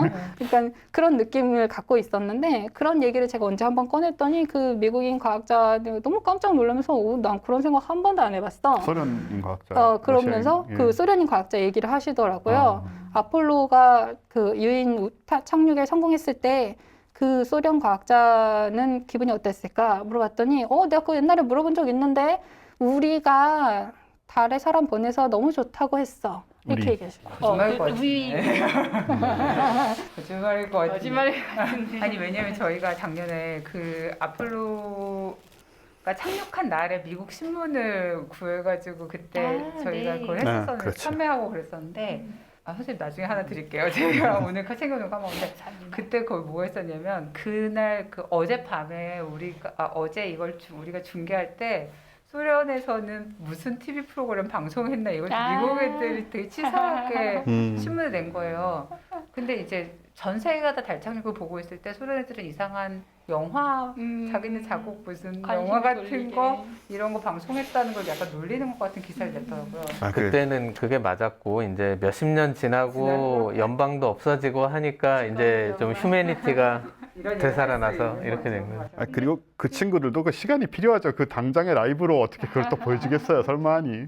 근데 이게 과학자들이 약간 이 천문학자들이 약간 이게 사회성이 없어가지고 사회와 약간 동떨어져 있는 사람들이기도 하거든요. 그래서 이분들은 제가 그 그 지금 우크라이나에 계시는 그분의 성정을 생각할 때 그러셨을 것 같아요. 네. 그때 당시에도 자기가 뭐 소련 사람인지 뭔지 관심 없었을 것 같고 그냥 우리는 지구인이고 우리 인류고 우리 그냥 다 같이라는 느낌 지금도 항상 그렇게 얘기하고 계셔서 약간 이제 사회적으로 조금 자체적으로 격리되어 계신 느낌인데 네, 사회랑 약간 동떨어진 분들이 많아서 밖에서 보시는 거랑 또 과학자들이 실제 생각하는 건 약간 결이 다르긴 한 것 같아요. 아까 하시던 얘기 조금 더 궁금한 게 있는데 지금 이제 그럼 각국이 막 이렇게 달에 대해서 아까 뭐 그 인간이 가서 거주하고 이런 부분을 얘기한다고 하셨는데 실제로 뭐 어떤 그런 거에 대한 계획이나 뭔가 생각이 있는 건가요? 생각이 있죠. 그 지금 이제 아까 말씀하신 나사에서 뭐 좀 연기하겠다 계획 발표했다고 하신 게 이제 유인 탐사를 하려고 하는 것인데 그 유인 탐사를 하기 위해서 달 궤도에 우주 정거장을 띄웁니다. 그렇게 한다는 것은 정거장 띄워서 일단 정거장까지 가요. 그 다음에 정거장에서 달 표면까지는 가깝거든요. 왔다 갔다 할 수 있게.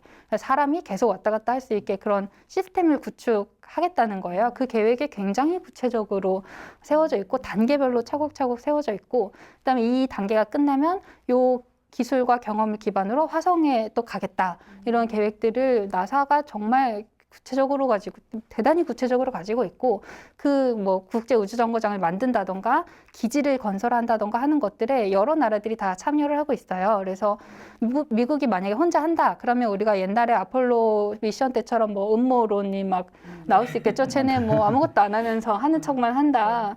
이렇게 얘기할 수 있는데 요즘은 다 국제적으로 협력을 다 하고 있기 때문에 뭐 속이거나 눈가림 한다는 건 불가능한 상태고 실제로 굉장히 구체적으로 진행이 되고 있어요. 이게 국가 간에 어떤 사업을 하면은 생각보다 되게 골치 아프더라고요. 막 우리로 치면 과기부 장관님이 나사의 무슨 국장이나 누구 헤드를 만나서 뭐 서류를 만들고 거기 사인하시고 막 이런 과정이 필요해 하더라고요. 그러니까 그런 과정을 할 수 있을 만큼 굉장히 구체적인 계획이 다 서 있는 상태인 거죠. 네.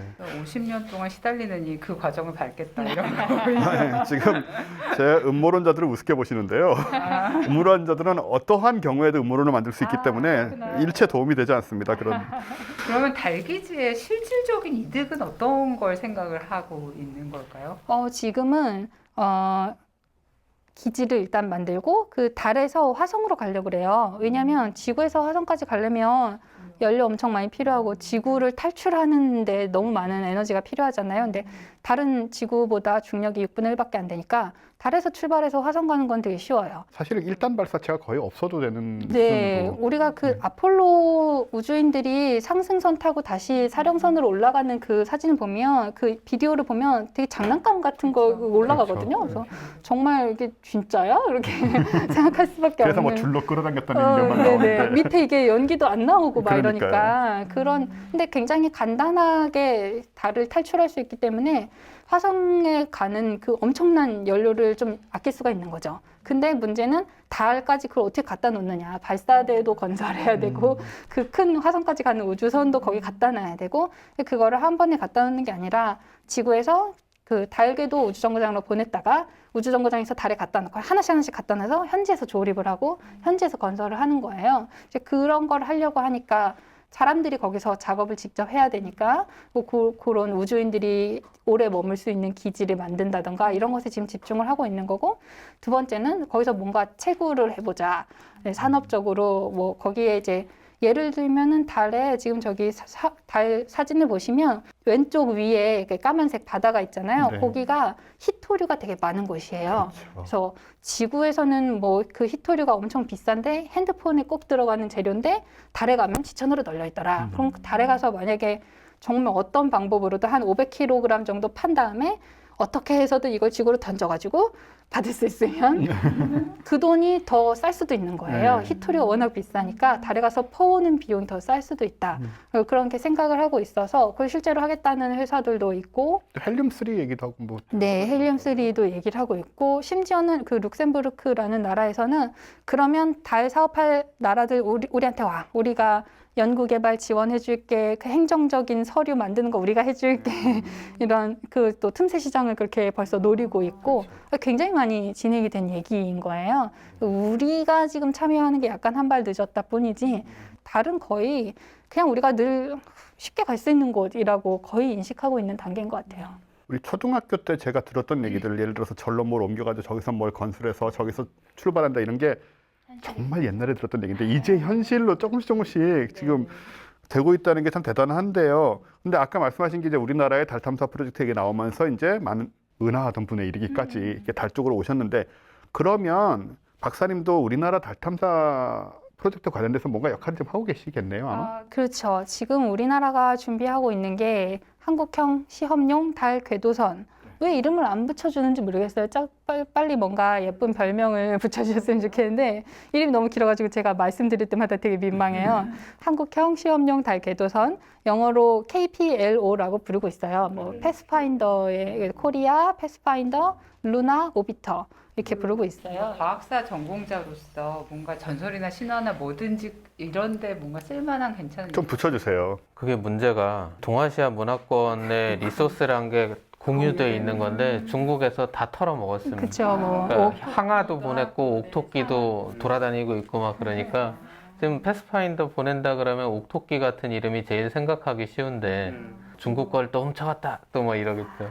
최근에가 아니라 한 몇 년 전에 그 연호랑 세오녀의 세오를 제안하신 분이 계시긴 했어요. 근데 그게 공모를 하는데 제안하신 게 아니고 공모를 한 적이 없고 그냥 그분이 이제 워크숍 같은 데 발표하시다가 우리 세오로 하면 어떨까요? 그랬는데 반응이 그냥 조용히 네, 어떤 계기가 없었어요. 아직은 네, 이름을 모집한다 이런 기회가 아직 없어서 그래서 이제 저는 어쩔 수 없이 KPLO라고 부를 수밖에 없는 우리 오비터의 이제 관측 기기가 5개가 들어가거든요. 그 중에 하나를 만드는 팀에 제가 처음부터 합류를 했었고 지금 준비를 하고 있고 그리고 이제 내년 여름에 드디어 출발을 하려고 막바지 작업을 하고 있는 상태죠. 그게 이제 우리나라가 자체적으로 준비하고 있는 거고 다른 또 하나는 지금 이제 제가 천문연구원에서 가장 많은 시간을 투자하고 있는 거는 나사랑 협력하고 있는 프로젝트가 있는데요. 그 아까 말씀드린 CLPS라고 얘도 이름이 어려워요. 상업용 달 탑재체 서비스인데 뭐 커머셜 이렇게 나가는 것인데 예를 들면 스페이스 X라든지 그런 뭐 럭키드 마틴이라든지 이런 회사들이 달 착륙선을 제작을 해요. 그럼 나사가 이제 거기에 수주를 해서 회사가 착륙선을 만들어. 그리고 과학 장비는 뭐 과학자들이 보내든지 뭐 다른 기관에서 하든지 해서 그거를 짬뽕을 해서 이제 달에 보내겠다. 이런 서비스를 계획을 하고 있고 올해부터 뭐 1년에 한 2대, 3대 이렇게 계속 보내겠다고 하고 있는데 그중에 한 대 우리가 하려고 하니까 그거를 이제 관장하는 프로젝트를 지금 천문연에서 하고 있고 제가 그걸 하고 있죠. 걸 박사님, 우리나라 고유의 것들 아까 뭐 연우랑 세운우도 나왔는데 견우직녀는 우리 거예요? 아닙니다. 아니에요? 예. 견우직녀 일단 한자지 않습니까? 연우랑 세운우는 한자가 아니군요. 아닌가? 모르겠네 그것도. 아닐까요? 근데 그거는 한국사란가요? 연호랑 연호새우. 그건 제가 확인을 해봐야 되겠는데 견우직녀는 그거는 아니다. 중국 건 아닌 것 같긴 한데요. 견우직녀는 견우직녀는 중국에 있던 얘기고요. 연호랑 세훈이는 한국에 맞는 것 같네요. 그래요? 근데 그게 달하고 관계가 있나요? 나 무슨 얘기인지 기억이 안 나. 연우랑 세운우가. 뭐 햇님 달님 떡 하나 주면 그것도 아마 중국이나 일본에 또 비슷한 얘기가 그래요? 있을 거예요. 충격적이네. 근데 저는 또 너무 옛날 걸 찾지 말고 오히려 뭐 지금 누구나 한국 건 줄 아는 걸로는 뭐 BTS. 엑소 이런 거 있으면 엑소 이름도 딱 맞잖아요. 이게 외계에 나가서 엑소마스도 있었으니까. 네. 이수만 대표님 근데 이게 반대가 좀 있을 것 같고요. 팬덤들이 이제 막 반대표. 네. 어쩌면 팬덤 때문에 가능할 수도 있겠다는 생각도 듭니다. 우리 이번에 화성 그 BTS 노래 같이 갔지 않나요? BTS가 아니라 엑소 노래가 아니었나요? 그 BTS 노래였나요? BTS BTS 노래도 아직 가지 않았는데 그 아르테미스 프로젝트 아르테미스. 네, 맞아요. 플레이리스트에 들어가 있어요. 네. BTS가 그런 노래들을 이제 앨범을 아예 무슨 그렇죠. 마이크로 코스모스 이런 앨범을 냈기 그 때문에 내용이 여기 있었던가요? 예, 그죠? 약간 예, 그 BTS 맞아요. 노래 이야기가 네네. 나옵니다. 예. 그래서 굉장히 다양한 주제를 다루고 있습니다. BTS에 이르기까지. 그래서 팬분들도 그래서 저는 이제 나로, 누리 이런 이름들도 좋긴 한데 뭔가 뭐 역사적인 인물들, 사실 우리나라의 예를 들어서 뭐 전투 함정들 이런 거에는 그런 이름 많이 붙이거든요. 그러네요. 역사적인 인물들 네. 꼭 뭐 바다에서 안 했더라도 네. 그런 식으로 사람 이름을 붙이는 거는 이거는 뭐 어쨌든 외국인 없는 거니까요. 그렇죠. 예를 들어서 뭐 웅녀 1호 아닌가요? 이건 너무 옛날에 근데 가벼운 느낌이 들어야 될 것 같은데. 아 그런가요? 그 달에 대해서는 다른 프로젝트들은 뭐 사람 이름도 붙고 뭐 죽은 과학자 이름도 붙고 하는데 달 프로젝트들은 조금 뭐그 전설이나 신화나 이런 데서 많이 가져오는 것 같긴 해요. 이거는 되게 친숙하기도 하고 뭔가 약간 신비스러운 이런 느낌으로 우리가 되게 오랫동안 접하던 그런 천체여서 가장 잘 보이고 밤하늘에 그러니까 금음날이 아니면은 다른 천체를 다 압도하는 크기와 밝기가 있고요. 뭐 해 다음으로 달이니까요. 뭐 어쨌든. 그리고 요거는 그냥 저의 생각이긴 한데 해 다음에 달인데 해는 또 오래 못 보거든요. 그렇죠. 눈이 너무 아프니까. 그러니까 달은 달멍이 가능합니다. 달멍. 그래서 달을 해는 보면서 상상의 나래를 펼기가 힘든데 달멍을 하면서 이제 전기불도 없고 그럴 때는 상상하기 대단히 좋고 국기 그리고 얘기 나오고 그래서 사실은 달력 역할을 했으니까요. 네. 그 달력이란 말에 이미 달이 들어가 있지 않습니까? 그렇네요. 그 달력이 그 달인가요? 달을 기준으로 그러니까 력은 한자인데요. 달력이라고 우리가 관습적으로 쓰는 것은 이제 달을 단위로 돌아가기 때문에 그런 거고 애초에 한 달, 두 달 그렇죠. 하는 게 예, 달이기 때문에. 실제로 그게 그 달이구나. 인력이란 말도 썼죠. 옛날에는 그 하루짜리 달력 있잖아요. 뜯는 거. 그건 인력이라고 불렀었어요. 달이 한 사이클 돌면 한 달이고 해가 한 사이클 돌면 한 해인 거죠. 난 이건 알고 있었는데 그것도 모르면서 뭐 아이, 네?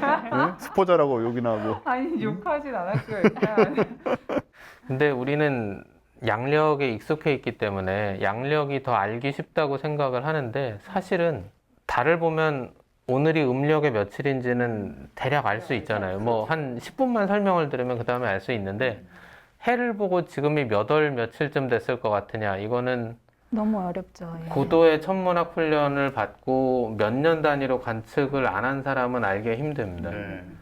대도시에 가면 앙부일고 같은 걸 임금님이 놔주니까 해시계. 이제 글을 읽을 줄 알면 이제 그걸 보고 알 수 있는데 그거 보고 저는 모르겠더라고요. 너무 복잡하고. 그렇죠. 저는- 이게 무슨 시계라는 거야? 그래서 학생들한테 한 번씩 숙제로 내줘요. 아, 이게 데이트를 고궁으로 가서 데이트는 꼭 아니라도 하여튼 한 번씩 그 시간 읽어가지고 알아. 박사님 읽을 줄 아세요? 알죠. 아, 우와. 우와, 다음에 이런 거나 한번 들어봐야겠다 우리. 지금 약간 어떤 느낌이냐면 그 뭐지? 그 의사들한테 엑스레이 같은 거 보여주고 이게 뭐가 이분이 뭐가 안 좋은지 볼 줄 아세요? 이런 이게 뭔지 아세요 이게? 막 이러면서. 저 예전에 그런 적 있었는데 K 박사님이랑 같이 어디를 가다가 지금 몇 시쯤 됐을까요? 이렇게 했어요. 그랬더니 K 박사님이 이렇게 하늘을 보더니 오. 4시 정도 됐겠네요. 이런 거예요. 그래서 어떻게 하셨어요? 근데 딱 그런 다음에 핸드폰 꺼내보니까 4시가 맞는 거예요. 그래서 어떻게 하셨어요? 했더니 방금 시계 봤어요. 아 그렇구나. 천문학 별거 아니네. 이러면서. 이거 딴 얘기인데요. 제가 아침에 일어나면 일어난 시간을 정확하게 아는 재주가 있어요. 항상 매일같이 그걸 시험해봐요. 몇 시에 깨든 간에 딱 일어나서 아 지금 한 5시 반쯤 됐겠다. 혹은 뭐 7시 40분 혹은 뭐 10시 많이 늦었나? 그리고는 이제 시계를 보면 대개 한 10분 상관으로 맞아요. 아, 몇 진짜요? 시든 간에요. 네. 아, 이런 얘기 진지하게 반응해주지 마세요. 아니 진짜. 실제로 그죠. 매일 실험하고 있어요 아니, 진짜. 이거 학생 편향 아닙니까? 너무 과학적인 태도라고 생각해서 지금 네, 예, 말씀드리는 네, 건데. 오늘 아침에도 확인했고 매일 네네. 확인하고 있고 옛날에는요. 근데 이거보다 더해서 깰 수가 있었어요. 원하는 시간에. 아, 항상 5분 전후였어요. 예를 들어서 뭐 8시에 깨자 9시에 깨자 하면 딱 깨면 시계 딱 보면 8시 55분. 혹시 9시 그 3분. 시계 배터리가 다 돼서 약간 느려지는 것도 반영이 되시나요? 자체적으로 그것까지 잘 모르겠습니다. 시계와의 싱크로가 예, 그렇게까지 나오시면 제가 아, 그러니까 저는 박사님 이런 태도 너무 좋은 거죠. 보통 파트님이 이런 얘기를 하면 아 이렇게 하고 넘어가시거든요. 말이 지금- 아무리 안 되는 말. 말이 안 되는 게 아니고 사실 벌어지는 왜 자꾸 너무 재밌게 이게 듣고 일종의 있어요. 박자 감각일 수 있어요. 아, 그러니까 그럴까요? 학습에 의한 아. 그 음률에 능통하시니까. 아, 근데 이게 학습에 의한 거긴 한데 무슨 천문학적 싱크는 아닌 게 아시겠지만 지금 우리가 쓰는 시간 자체가 한반도를 기준으로 한 게 맞아요. 아니고 동경 아, 135도 그렇죠. 네네. 맞아요. 그렇죠. 네네. 맞아요. 뭐 일본 30분 어디쯤. 잘못되신 거예요, 이 시계가. 일본인들에게 맞춰져 있는 그런 차인가요? 제가 아까 말씀드린 뭐 앙부19 보는 과제 내라고 할 때도 하는 얘기가 아, 자기 손목시계랑 같이 찍으라 그러거든요. 한 22분 정도 차이가 나는데 그럼 이제 일단 몇 시인지 그쵸. 읽어봐라 하고 그러면 손목시계랑 왜 차이가 나느냐. 음. 물론 뭐 그러면 다 검색해서 답을 하죠. 근데 그거를 안 알려주시고 사진 찍어서 시간도 읽고 사진을 찍어 와라라고 하면 예. 되게 재밌을 것 같아요. 네, 어떤 일단 친구들은 네.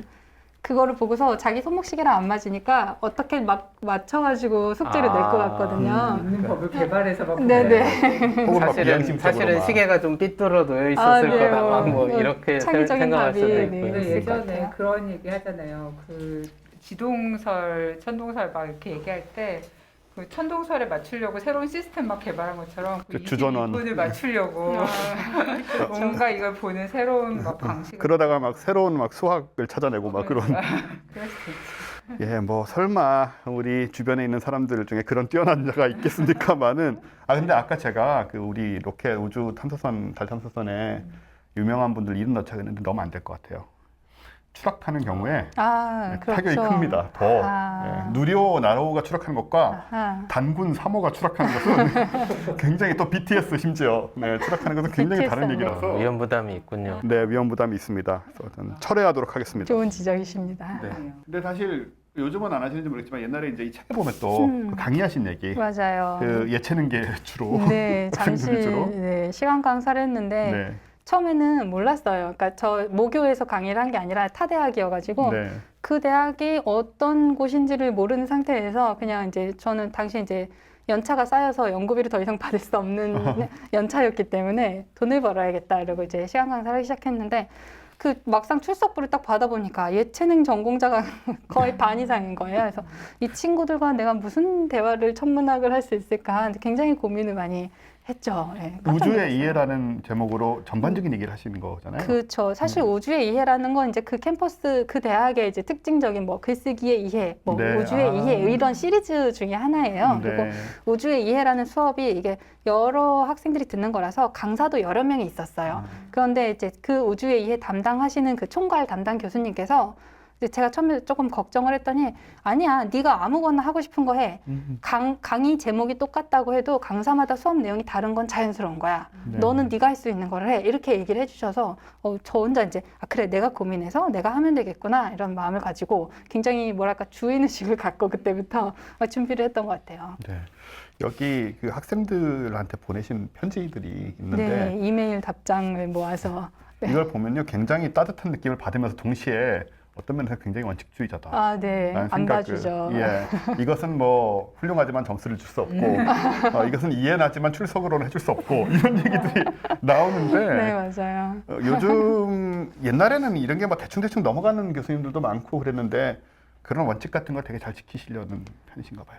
지키려는 편이고요. 또 시간 강사 입장에서는 학교의 학칙을 따르지 않으면 이제 다음 학기 고용이 안 될 수 있기 때문에 아마 모든 시간 강사들이 그럴 거예요. 이게 이제 요즘은 점점 더 대학에서 이제 관리를 잘하고 있어요. 그래서 예전에는 사실 교수님들이 아 오늘 휴강 이게 되게 쉬웠잖아요. 제가 대학교 다닐 때는 그게 쉬웠거든요. 다들 근데 좋아하고 수업 안 그렇죠. 들어가고 예, 막 15분 지나면은 이제 교수님 15분 지각하시면은 오늘 휴강이야, 자동으로 휴강이야, 막 이런 게 있었는데 요즘에는 휴강을 하려면 무조건 보강 계획을 세워야 되고 보강 날짜 잡아야 되고 그 보강을 전임 교원 이상의 그러니까 인증된 사람이 와서 보강을 해야 돼요. 옛날에는 대학원생 조교 불러다가 보강도 시키고 그랬는데 이게 그렇게 하면 안 돼요. 그런 여러 가지 규칙이 많이 생기는 와중이었기 때문에 그래서 그런 거기도 했고 처음부터 이게 약간 제가 약간 거슬린다 이렇게 생각했던 게 아마 교수님 되게 학교에 계시면 공감하실 것 같은데 취업계를 부탁하는 학생의 편지를 제일 먼저 받았어요. 수강 신청 일단 한 다음에 저는 아직 강의를 시작조차 해본 적이 없는 상태잖아요. 근데 그 메일이 먼저 오는 거예요. 교수님 제가 수강 신청은 했는데요. 취업할 것 같아요. 혹시 학교를 안 가도 되나요? 기말고사는 참석하겠습니다. 뭐 이런 식의 메일을 더 수업이 시작하기도 전에 먼저 그걸 받기 시작했기 때문에 좀 그때 약간 화가 났죠. 왜냐하면 이게 교양 수업이 클릭을 정말 막 엄청 해야 겨우 들어갈 네. 수 있어요. 선착순으로 이렇게 금방 잘리기 때문에. 근데 이 친구들이 천문학을 듣고 싶은 친구들도 있겠지만 교양 학점을 채워야 되니까 만만하게 그냥. 네, 뭐 만만해 보이는 거 일단 고른 친구들이잖아요. 근데 어쨌든 듣고 싶어 하고 아니면 학점을 채우기 위해서라도 들어야만 하는 친구들인데 자기가 하면 난 4학년이고 난 취직했으니까 내 자리 항상 한 학기 내내 내 자리 비워놔도 돼. 이거 굉장한 특권 의식이라고 생각이 들어서 네. 나 그건 못 봐주겠다 이런 생각이 들더라고요. 그래서 이제 그때부터 그 친구한테 진짜 축하는 하는데 나는 안 되겠다. 다른 교수님 수업으로 알아보세요. 이렇게 야. 답을 하기 시작했죠. 정말 친절하게 딱 네. 자르시더라고요. 네. 친절하게 다 얘기해 준 다음에 나는 안 되겠다. 그랬죠. 네. 그런 내용들도 책에 다 들어있고. 근데 이제 교양 천문학 이제 뭐 특히 예체능계가 많은 경우에 이렇게 강의를 하시고 하면 사실 저희도 팟캐스트로 일반인들하고 뭐 예체능계나 다를 바 없는 뭐 네, 저도 그렇죠. 사실 제 예체능계라고 해도 무방한데 철학을 했다가 음악을 했던 사람이라서. 예능인이시네. 근데 저희도 뭐 비슷한 입장인데 제가 이제 요청드리고 싶은 게 하나 뭐가 있냐면 학생들이 가르치셨던 학생들이 거의 못 맞추는 문제를 저희한테 하나 내주시면 저희가 과연 맞출 수 있을 것인가라는. 그래서 수학은 제외해 주셔야 되고요. 그 외에도 조건이 많습니다만은. 수학이라는 그러니까 저희도 되게 약간 많이 받는 편지 중에 하나가 이거 열심히 들었더니 별로 공부 많이 안 됐는데 교양 천문학 수업은 무슨 얘기인지 다 알아듣겠다. 그리고 또 어떤 분들은 왜 그 요새 온라인 코스 같은 거 많이 하잖아요. 맞아요. 그러니까 대학에 온라인 코스 천문학과 코스를 들었는데 그 약간 잘 졸업해서 이런 저희한테 이렇게 인증하는 졸업장 같은 거, 그 서티피케이트 같은 거 보내주시는 분들도 있고 이래요. 그래서 우리가 우리보다 훌륭한 청취자들을 만나서 이런 일을 겪고 있구나 뭐 이렇게 생각하는데. 그래서 교양 천문학 강의 경험이 있으시다고 하니까 그런 게 조금 궁금했던 거예요. 예체능계 학생들이 사실 그 학습 능력의 편차가 굉장히 컸어요. 그래서 제가 이제 책에도 쓴 얘기가 별의 그 별까지의 거리 구하는 공식이 겉보기 등급 빼기 절대 등급으로 시작을 하는데 절대 등급이 마이너스 등급인 경우도 있거든요. 그러면은 이제 예를 들어서 뭐 5 빼기 마이너스 3이 나오는 거예요. 그러면은 선생님 마이너스 2개인데 어떻게 해요? 이렇게 가지고 오는 친구가 있었어요. 와, 마이너스 5 빼기, 네네. 5 빼기 마이너스 3을 못하는 거예요? 네네네. 마이너스가 2개니까? 할 수 없는 거예요. 그러니까 그 친구도 오래 생각해 보면은 과거가 기억이 나겠지만 제가 맡았던 그 예체능계 친구들이 일하고 있는 현업을 하고 있는 친구들이었어요. 공연 뛰러 다니고 뭐 야구 게임 하고 있고 그 와중에 이제 시간을 쪼개서 학교에 오는 친구들이었기 때문에 이게 언뜻 생각이 빨리 안 나는 거예요. 이런 친구들이 있고 또 어떤 친구들은 이제 이공계 전공자도 있고 정말 한두 명 있고 그러면 제가 이 간극을 어떻게 메워야 될지 그러네요. 몰라서 그래서 제 강의는 약간 너무 쉽게 하긴 했어요. 그러니까 수식 같은 거를 정말 최소화하고 그 개념만 좀 설명을 많이 해주려고 했는데 그래도 수식을 안 쓸 수는 없고 제가 그 강의했던 거 중에 저만의 생각이 있는데 저 혼자 재밌게 생각했던 게 해 지는 시간을 계산해보라는 문제를 간혹 냅니다. 지구에서 봤을 때 태양의 이 동그라미의 마지막 부분이 지평선에 닿아서 해가 점점 져가지고 태양의 동그라미의 윗부분이 지평선에까지 그 시간, 거기 걸리는 시간이 지구에서 한 2분 정도밖에 안 돼요, 사실은. 그러니까 우리가 노을을 보는 게 한 30분 정도인데 해 그 광구가 내려가는데 2분밖에 안 걸리거든요.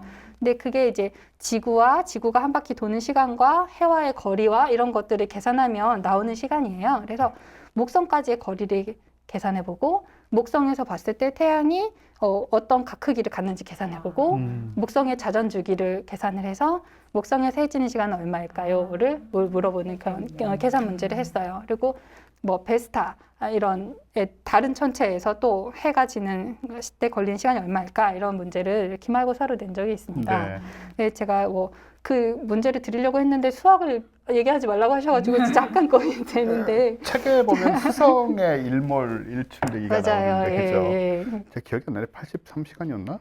그걸 지금 외워서 맞추시려고. 저는 뭐 차라리 암기 쪽이 그 문제를 약간 쉽게 말씀을 다시 드리면 소행성 베스타가 한 2.5 정도 AU 거리에 있어요. 지구로부터의 거리가 2.5 AU고 거기서 태양의 각 크기가 한 0.2도인가 정도 제가 오기 전에 보고 외워왔는데요.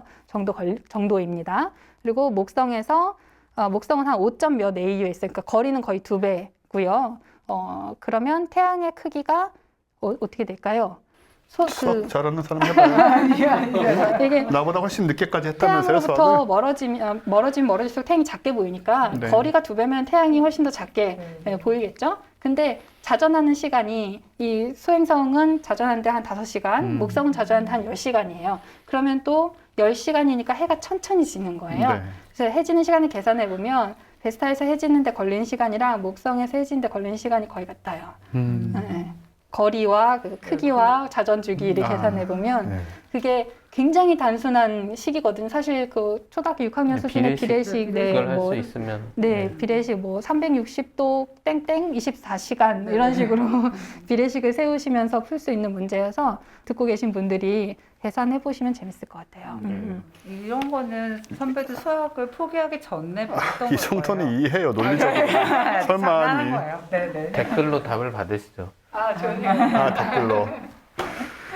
그럼 이제 우리한테 이 질문을 지금 내주셨던 건가요? 어떻게 그렇게 넘어가는 거예요, 우리? 뭔가 한번 질문을 받고 대답을 하고 싶었잖아. 우리가 맞추고 싶었잖아. 너무 긴장하고 계셔가지고 응? 수학 박사님. 빼셔야 되고 조건이 많아요. 복잡한 거면 안 되고 뭐 왜? 박사님 맞출만 해야 되고. 그러니까 내시다가 그냥 상황을 보고 답까지 그냥 다 하신 것 같아요. 저의 마음을 알아주셨어요. 나는 아까 그 수성 그거 일몰 시간을 내가 외우고 있었던 건지 그게 궁금해졌어요. 제대로 외웠던 건지. 천문학을 하시는데 사실 저희 천문학을 굉장히 많이 다루긴 합니다. 네. 뭐 K 박사님도 천문학자고 맞아요. 많이들 나오셨고 천문연구원에서도 여러 번 나오셨고 했는데 본인 입장에서 심층영 박사님 입장에서 이제 천문학, 그 우주에 대한 이제 공부 이런 것들에 즐겁다, 즐긴다 이런 말들이 책에 나오는데요. 네네. 그 즐김이란 건 어떤 느낌이세요? 어떤 부분이세요? 일단 저는 사실 천문학 하고 싶어서 막 천문학 너무 좋아 이러고 여기 온 사람은 사실 아니에요. 그냥 뭐 어쩌다 보니까 이 과에 들어왔고 어쩌다 보니까 그냥 계속 이 일을 하고 있을 따름인데 저는 천문학 하면서 제 개인적으로는 제일 좋은 건 사실 주변에 있는 사람들인 것 같아요. 예를 들어서 이 과학과 사람들이 하는 팟캐스트를 좋아하시는 분들은 만약에 뭐 파토님이나 최 팀장님이나 이렇게 다 같이 앉아가지고 하루 종일 떠들 수 있으면 그리고 그거 하루 종일 떠드는 걸로 월급도 받으면 너무 좋으실 것 같잖아요. 너무 신날 것 같잖아요. 근데 저는 그렇게 살고 있는 거거든요. 저는 천문학 하는 사람들을 되게 좋아해서 네. 저는 사실 뭐 천문학 자체가 재밌다기보다는 그런 사람들이랑 같이 일하고 있는 게 사실 너무 재밌어요. 이거를 하면서 내가 먹고 살면서 이게 내 직업이 되면서 이런 직업 환경이 사실 저는 너무 좋아요. 이 사람들이 되게 웃긴 사람들이거든요.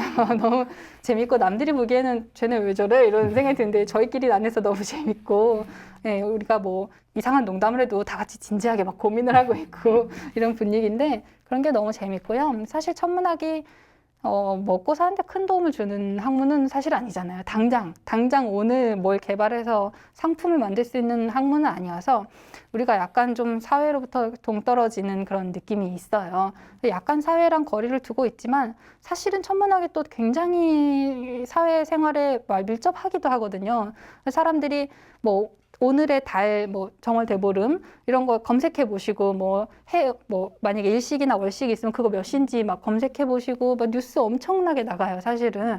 그런 걸 보면 사람들이 사실은 천문학에 관심 굉장히 많고 나사 그 로고 새겨진 티셔츠 되게 인기 있게 팔리고 막 누가 그거 입고 오면은 그거 어디서 샀어? 나도 살래? 막 이렇게 물어보고 그런 걸 보면 또 어쩔 때는 사회와 굉장히 접점이 있는 것 같다라는 생각도 들고 그런 그 괴리감이 공존하는 게 그 감각이 저는 여기 있으면서 되게 즐거워요. 네. 천문학 하는 사람들한테 천문학을 하고 싶거나 관심 없는 사람들한테 천문학의 매력은 이거야 뭐 이렇게 얘기하고 싶지는 사실 저는 않아요. 왜냐면 결국에는 하고 싶은 사람들은 오게 돼 있고 저희는 이제 오면은 미래를 사실 보장할 수 없을 수도 있기 때문에 함부로 여기 괜찮아 와 이렇게 할 수는 없는 분야이기는 해요. 네.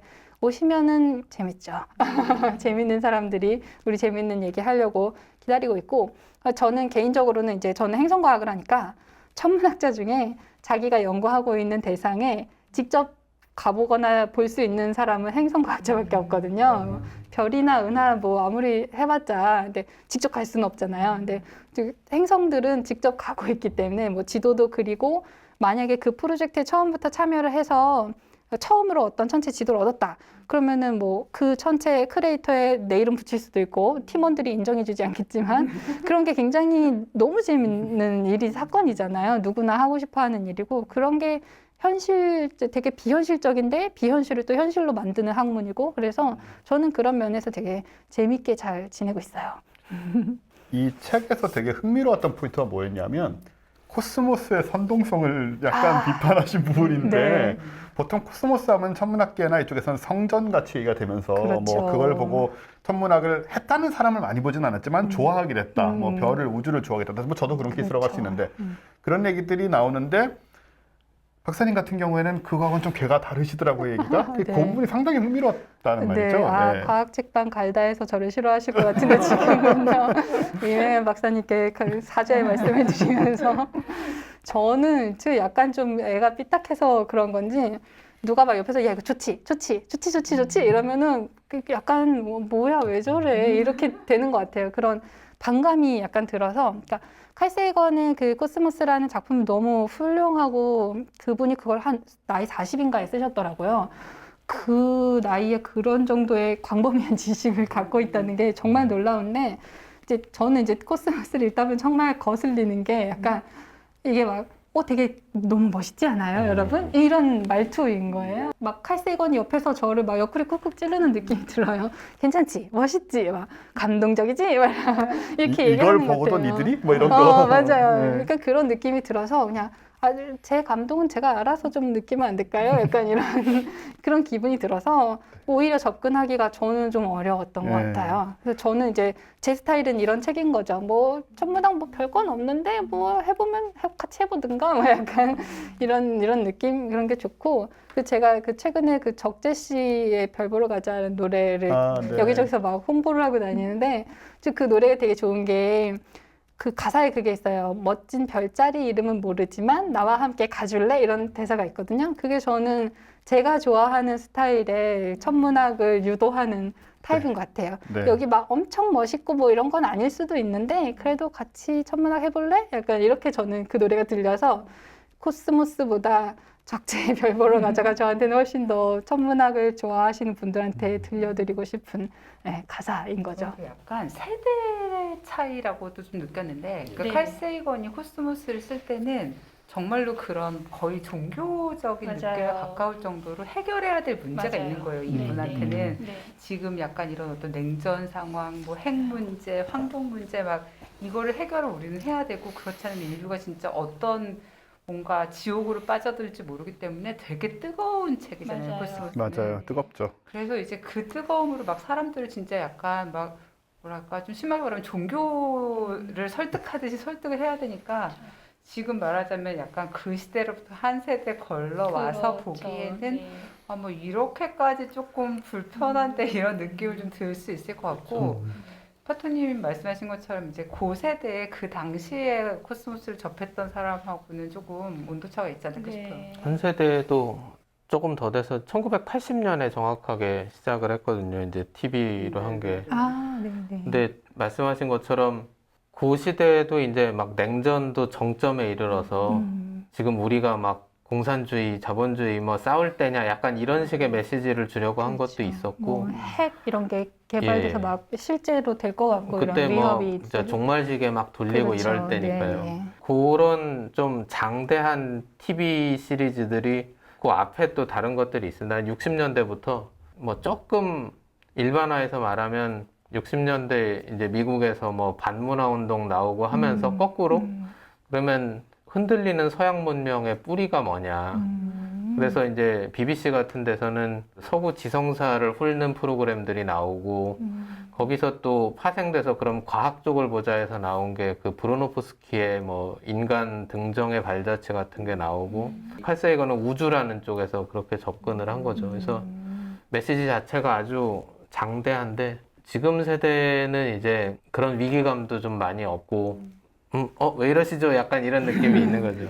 네, 제가 생각보다 나이가 어리다는 점을 강조하면서 그리고 제가 생각보다 나이가 그렇게 많지 않다는 점도 얘기해야 될 것 같은데 아까 그렇게 얘기하니까 마치 뭐 칼세경과 비슷한 세대인 것처럼 느껴지는 그런 게 아니라 우리가 그걸 접했던 시점이 엄청 어려서 본 거예요. 저는 그 네, 책을 네. 네, 우연히 가치관이 형성될 때 네, 그걸 맞아요. 접하신 거잖아요. 저는 슈티님 말씀하신 게 되게 정확한 게 제가 평소 생각하고 있는 거랑 같은데 그 드레이크 방정식이라는 게 있잖아요. 네. 우주의 지적 생명체를 만날 수 있는 확률인데 그게 되게 뭐 드레이크 방정식이라고 얘기하니까 되게 어려운 식인 것 같지만 사실 그 안에 있는 파라미터는 다 모르는 파라미터밖에 없어요. 그렇죠. 다 어떨 확률을 한 다음에 그 모든 것을 다 무시해도 되는 더 지배적인 항이 있는데 우리 문명의 지속 시간이 제일 중요한 파라미터예요. 그래서 우리가 인류의 전 우주의 인류의 대표자니까 우리 문명이 오래 지속되면 남의 문명도 오래 지속된다고 볼 수 있다. 그러니까 우리가 핵 전쟁 같은 거 하지 말고 오래오래 잘 살아야 된다. 이게 메시지잖아요. 그러니까 그 드레이크 방정식이 저희 세대는 혹은 저보다 훨씬 더 어린 세대들한테는 아무 의미가 없는 거예요. 그러니까 그 드레이크 방정식을 뭐 한 10년쯤 전에 영국의 어떤 수학자가 내가 여자친구 만날 확률로 바꿔가지고 인터넷에 게시한 게 있어요. 그래서 뭐 우연히 뭐 런던에 그분이 있을 확률, 그날 그 시점에 나와 같은 뭐 서점에 네. 방문할 확률, 뭐 이렇게 계산을 하시는데 오히려 그런 게 어린 세대들한테는 더 와닿고 이제 연애를 하는 게 더 중요하고 어쩌면 핵전쟁보다 더 중요하고 약간 세대가 관심사가 좀 다르기 때문에 그런 괴리가 있는 것 같아요. 그래서 그런 면에서 이제 코스모스 자체가 훌륭한 책이냐라고 물으시면 저는 너무 훌륭한 책이고 읽지 않았지만 전 항상 추천하고 다니고 다 읽진 않았어요. 이렇게 고전의 요만큼 읽고. 조건이죠. 네, 그렇구나. 네, 네. 그 뭐 서울대에서 읽는 뭐 교양 몇 선에 들어가는 그런 거잖아요. 그래서 다 읽지는 않았지만 또 전 항상 추천하고 훌륭한 저작물이지만 저의 개인적으로는 저 감동은 제가 알아서 느끼겠습니다. 약간 이런 뭐랄까 그 액션 영화나 뭐 할리우드 액션 영화 같은 그런 느낌이에요. 저는 독립 영화 스타일입니다. 그 작년에 그 앤드류안 부인께서 그 업데이트 코스모스를 냈는데 네. 그거를 보면 조금 되게 재밌는 게 그러니까 중요한 과학자들이 그러니까 사실 책이 완전 거의 다른 책이거든요. 그러니까 그 약간 뭐 내러티브에 약간 뭐 공통점이 있다. 그러니까 인류가 정말 우리가 잘하자라는 그 메시지만 똑같고 디테일한 부분 되게 많이 바뀌었는데 중요하게 생각하는 과학자들 우리가 이 책에서 언급하고 있는 과학 기술 같은 것들이 다 바뀐 거예요. 그러니까 예를 들어서 1편엔 당연히 그런 사람들 얘기가 없었는데 뭐 플라잉 바이를 처음에 제안한 과학자 그러니까 되게 막 디테일하고 실용적인 얘기잖아요. 그다음에 뭐 이제 말하자면 탄소 포집 기술에 대한 얘기들. 그러니까 지금 우리가 관심 있을 얘기를 담고 있는 책은 아니라는 거죠. 코스모스가. 그리고 이제 우리가 우리나라 과학책 시장의 되게 문제 중에 하나는 아직까지 팔세이건 코스모스가 너무 오랫동안 1위를 하고 있다는 거이기도 하거든요. 업데이트가 안 되고 계속 비슷한 분들에 의해서 추천되기 때문에 사실 선동이라는 측면은 우리 팟캐스트도 꽤나 그걸 추구하는 면이 없잖아 있어서 상황에 따라서는 뭐 할 말이 없긴 하지만 사실 근데 처음 이런 걸 접하시는 분들을 위해서는 약간 좀 찔러주는 것도 필요하긴 하고 그 드레이크 방정식도 따지고 보면 과학이 전혀 아니잖아요. 그건. 그렇죠. 그냥 뭐 네. 일종의 수사인데 네, 맞습니다. 그 뭐 이런 식으로 생각할 수 있고 뭔가 그 메시지를 던지기 위해서나 그렇죠. 가능성을 네. 얘기하기 위해서 이제 갖다 놓은 얘기인데 어떨 때 보면 또 그런 걸 너무 진지하게 생각하거나 그런 걸 적어놓은 글을 보면 저건 아닌데는 생각이 그럴 수 들면서도 있죠. 저희는 또한 때로 선동할 수밖에 없는 또 이런 입장이 또 대중 관점에서는 있긴 한데요. 그럼에도 불구하고 저 블루, 페일 블루 낫 같은 경우에는 사실 굉장히 지금까지도 굉장히 큰 역할을 한다는 느낌을 제가 받을 때가 많거든요. 그렇죠. 그렇죠. 거의 예. 그게 이제 사람들이 저 사진을 볼 때 사실 정말 저게 지구가 맞나가 궁금한데. 저 화소 나갔네요. 그렇죠. 모니터에 배드픽셀인 거죠. 픽셀 나가네요. 네, 픽셀이 네, 말씀하신 것처럼 정확하게 한 픽셀에 불과한 거고요. 아주 멀리에서 찍은 건데 저걸 보면 이제 사람들이 이렇게 칼세이건식으로 얘기하자면 우리 모두가 저렇게 하나의 픽셀에 불과한 저렇게 작은 세계에서 살고 있는데 그렇게 아웅다웅하고 전쟁하고 이러면서 살 필요가 있느냐 이런 메시지를 주고자 하는 그런 사진이었고요. 제가 개인적으로 저 사진에 대해서 갖고 있는 그 개인적인 감상은 아 정말 저 사진 찍긴 너무 힘들었겠다입니다. 그 얘기도 여기 좀 설명이 있는데 이공계 특유의 그 네, 왜냐하면 저게 이제 지구를 찍은 건데 탐사선이 지구를 향해 오고 있지 않았잖아요. 지구를 떠나서 가고 있었어요. 네. 그러니까 뒤돌아보고 찍은 거거든요. 그렇죠. 탐사선이 뒤를 돌아보는 순간 지구와의 통신이 끊깁니다. 네. 지구와 교신을 더 이상 할 수 없는 상태이기 때문에 돌아서 찍고 다시 돌아오는 것이 100% 보장돼 있어야 돼요. 근데 만약에 미션을 하는 도중이었으면은 아직 목성 보고 그 다음에 이제 토성 가야 되는데 돌아볼 수 없는 거예요. 그래서 네. 그거를 설득하는데 굉장히 오랜 시간이 걸렸고 심지어 7, 8년이 걸렸고 칼 세이건도 이제 칼 세이건이랑 그 캐롤린 포코라는 두 분이 제안을 하신 건데 그 나사의 엔지니어들을 설득하는데 7, 8년 걸렸다고 들었고요. 그래서 모든 미션 다 끝난 다음에 겨우 돌아봐서 저렇게 한 픽셀 겨우 건진 거예요. 그러니까 네. 7, 8년 전에 돌아봤으면 지구가 조금 더 크게 보였을 텐데 효과가 적었을 수 있어요 오히려. 아, 네네, 그죠? 그렇죠. 크게 생각보다 보이면 넓네. 생각보다 크고 생각보다 저 안에 복잡한 일 좀 일어나도 당연한 거 아닌가? 이런. 나사의 큰 그림으로 아, 7, 8년을 칼세이건보다 더 네. 큰 그림 보시는 분이. 저건 그래서 굉장히 멀리서 찍은 그런 사진이고 이런 사진이 지금 아직 더 이상 업데이트된 게 없죠 이제. 그렇죠. 네. 그래서 저걸 보면 참 신기하긴 한데 저는 사실 너무 어려서 저걸 봐가지고 지금 가끔씩 페이스북이나 저희 팟캐스트 듣는 분들이 이 얘기를 하세요. 저걸 이제 봤는데 역시 근데 저는 오히려 안 하다 너무 오래돼가지고 맞아 그랬었지 저게 저런 거였지 너무 이러다가 많이 넘어가긴 보셨어. 하는데 예 너무 많이 봤고 너무 어려서 봐가지고 근데 사실은 저런 식의 접근이 이제 효과가 있긴 있더라고요. 네, 네. 그렇죠. 저거랑 저 페일 블루닷이랑 비슷한 게 그 지구도지 사진이에요. 네. 어스라이즈 사진인데 그렇죠. 네, 그 아폴로가 처음으로 달의 뒷면을 돌아가면서 그 찍은 거예요. 그래서 네. 달 표면이 있고 그 위로 지구가 떠오르는 것처럼 보이는 사진을 찍어서 네. 달 표면에서 지구가 떠오르는 것처럼 사진 찍어서 보냈을 때 그 사진은 이제 너무 영상도 이제 해상도도 좋고 이래서 사람들이 되게 감동을 받았지만 그러니까 달에서 지구가 뜨지 않거든요. 그냥 그렇죠. 그 제자리에 있을 뿐인데 마치 뜨는 것처럼 연출을 해서 사진 제목도 어스 라이즈라고 지구 도지, 해돋이처럼 지구 도지 이렇게 해서 붙였는데 굉장히 그 과학적으로는 제목 잘못 붙였다 이런 사진이지만 그게 사람들한테 너무 많은 희망을 주고 위로를 주고 뭔가 멀리 나가고자 하는 그런 마음을 선동해주는 긍정적인 의미에 선동하는 사진들인 것 같아요. 네. 저 되게 최근에 그 지프 선전에 이 페이블로 닷이 쓰였는데 집차. 네, 지프차 선전에 저는 그러니까 그 왜 칼세이건 목소리로 왜 그 뭐 여기 뭐 왕들과 뭐 어쩌고 하는 그거 전 그거 아직도 들으면 이렇게 약간 마음이 좀 울컥하긴 하더라고요. 그거가 쓰이고 그다음에 이제 지프 로고가 이렇게 뜨는데 마음이 너무 복잡한 거예요.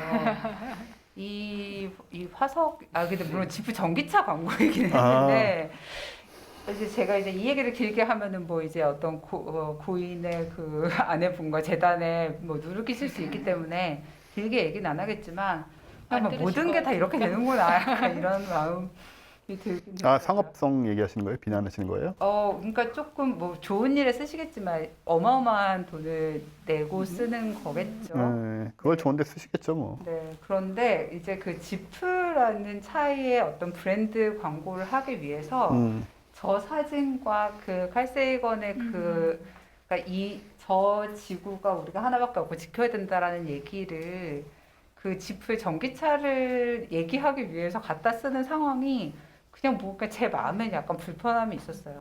요즘 또 테크 쪽 이런 쪽에 많이 좀 비판적인 시각이 많으시니까 자꾸 테크 자본주의 이런 거 되게 싫어하시잖아요. 몰지 마시고요. 개과천선 하는 거라고 봐주시면 앞으로는 뭐 기름도 안 먹고 이런 생각해보면 차를 만들겠다. 지프나 이런 쪽의 차들이 뭐 디젤을 많이 썼고 굉장히 탄소를 많이 배출하는 그런 쪽의 엔진이었던 것을 아마 전기로 바꾼다는 개념 때문에 그런 식으로 활용을 했겠죠?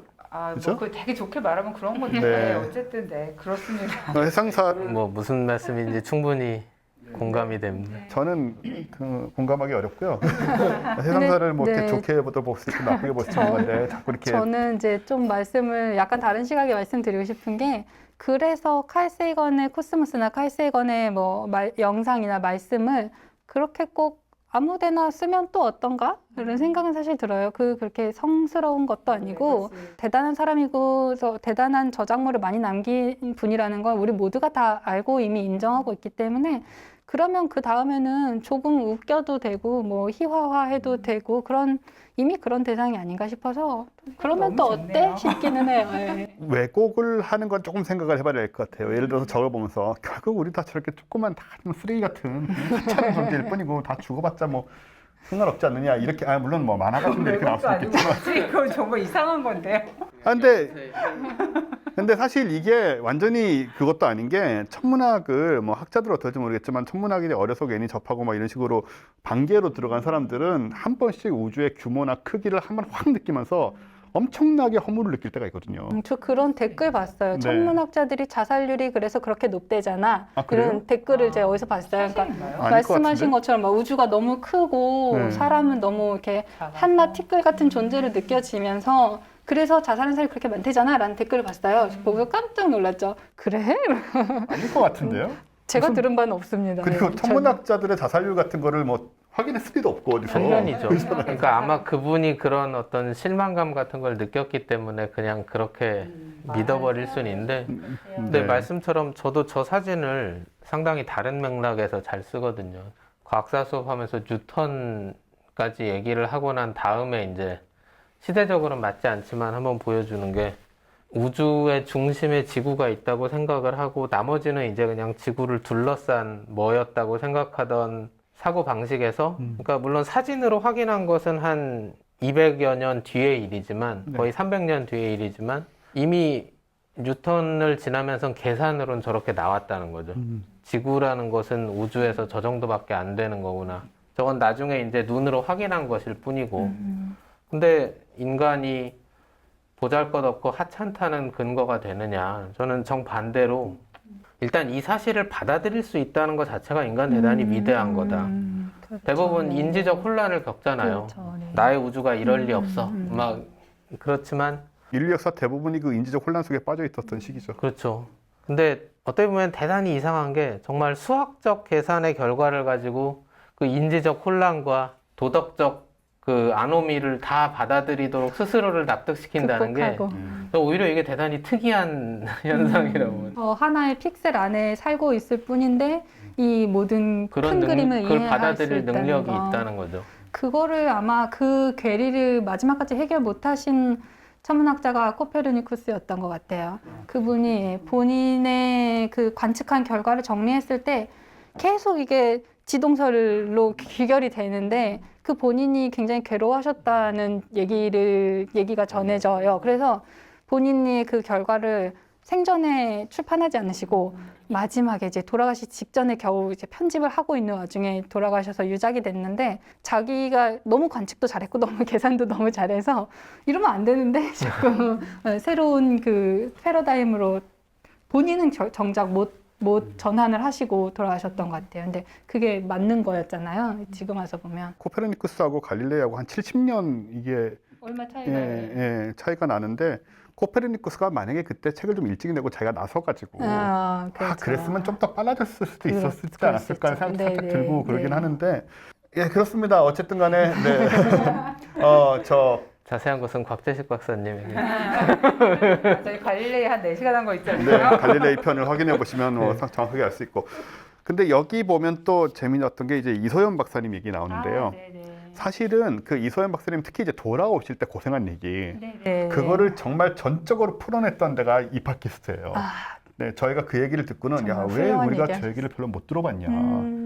정말 중요한 얘기고 저게 어떻게 보면 되게 핵심 포인트 중에 그렇죠. 하나인데 네네. 왜 우리들 대부분이 저 얘기를 심지어 저희조차도 처음 듣거나 아니면 거의 못 들어봤을까 싶어서 그때만 엄청 풀어내셨거든요. 여기서 그런 거를 포함해서 이제 물론 고산 씨 이제 못 가시게 되고 이소연 박사님 가시게 되고 이런 언저리의 상황들이 여기 또 책에도 나와 있는데 또 여성 천문학자로 살아가시면서 느끼시는 것과 또 좀 뭐 그런 상황들이나 이런 것들 관련해서 평소에 어떤 느낌이나 생각들이 좀 있으시지 않을까 싶어요. 있죠. 그러니까 뭐 어쩔 수 없이 저는 이제 남초 사회에서 살고 있으니까 이공계에는 남학생들이 많고 교수님들도 대부분 남자분들이시고, 그러니까 제가 이거를 직업으로 해서 이 길을 졸업한 다음에 이 길을 계속 가야지? 라고 생각했을 때 저는 이미 결혼한 상태였거든요. 전 대학원 다니면서 결혼도 하고 애도 낳기 때문에. 근데 제가 롤모델로 삼을 분이 없는 거예요. 그러니까 아이를 키우면서, 그리고 저는 이제 집이 뭐 이렇게 도우미를 막 여러 명 고용할 수 있는 그런 능력이 안 되는 집이니까 제가 키워야 되고, 어디 뭐 부모님만 누가 맡길 데도 없고, 근데 부부의 힘으로 애를 키우면서 내가 이 직업을 계속 해야 되는데, 어떤 방법이 있는지를 모르겠는 거예요. 그냥 좋은 샘플이든 나쁜 샘플이든 있었으면 좋겠는데 샘플이 네. 없었어요. 그래서 제가 정말 이렇게 막 수소문해서 정말 졸업을 앞두고 수소문해서 여기저기 막 여쭤봤어요. 이제 그래도 간혹 이제 여자 교수님들이 있잖아요. 그러면은 제가 그분이랑 뭐 일면식이 없더라도 그 대학원 친구들한테 그 교수님 어때? 이렇게 살짝 떠봐요. 이제 직접적으로는 못 물어보고 그 교수님 어때? 이렇게 물어보면 별로 반응들이 그렇게 뭐 좋지 않은 거예요. 그러니까 그 교수님 어때? 그랬더니 뭐 애가 아프다고 자꾸 학교에 안 오셔? 이렇게 대답을 하는 거예요. 그래서 아, 여자 과학자는 이런 소리밖에 못 듣나? 그 학문적인 얘기를 하는 게 아니고 네네. 그런 얘기로. 저는 이제 그분 요즘 연구하시는 게 네. 뭔가 이런 거 듣고 싶었는데, 애가 아프다고 지난번에 학교 안 오시던데? 이렇게 얘기를 하더라고요. 또 이제 제 또래 대학원생인데, 그러니까 저처럼 저희 세대, 같은 세대인데도 아직도 여자 과학자에 대한 시선이 그 정도밖에 안 되는 게 현실이구나를 굉장히 깨닫고 굉장히 힘들었었던 것 같아요. 그리고 샘플이 없다는 사실이 굉장히 어려웠었고, 그래서 제가 이제 이렇게 계속 일을 뭐 죽이 됐든 밥이 됐든 어떻게 해서든 계속 지금 쉬지 않고 일을 계속 해오고 있고 이제 애를 계속 키우고 있으니까 지금은 이제 저 후배들이 저한테 언니가 있어서 너무 좋아요. 그런 얘기 되게 많이 해요. 예. 저는 이제 애를 어디 맡길 데가 없으면 학회 갈 때 애를 많이 데리고 왔거든요. 그래서 저희 천문학회에 오시는 분들은 제 아이의 성장 모습을 계속 단계별로 보셨어요. 애가 더 많이 오는 것 같다라고. 네네. 생각해봤는데. 저 대학원생 친구가 누나 딸이 더 학회에 자주 와요. 이제 오면은 세션장 뒤에 앉아서 그림 그리거나 뭐 이어폰 끼고 동영상 보거나 게임하거나 뭐 이렇게 하거든요. 그래서 만약에 모든 사람들이 다 애를 데리고 온다면 학회장이 난리가 나겠지만 감사하게도 많은 분들이 다 양해를 해주시고 그냥 예쁘게 봐주셔서 네. 용기를 얻고 직장에도 많이 데리고 다니고 그렇게 이제 지냈는데 지금 와서 보면은 후배들이 그래도 언니가 해서 된다는 거 알았다. 그래서 나도 하겠다. 이런 얘기 할 때 되게 뿌듯하죠. 네. 네. 지금 아이들이 고등학생, 중학생 거의 그렇게 됐죠. 그 정도는 아니고. 굉장히 일찍. 아니. 그 정도 아니에요. 큰 애가 올해 6학년 되고요. 아, 그렇게까지는 안 됐군요. 네네. 네. 작은 애가 이제 1학년 입학하는 해입니다. 아, 제가 너무 제 갑자기 생각보다 막. 어리다니까. 제가 생각보다 젊은 것처럼. 뭐가 처럼인지 모르겠어요.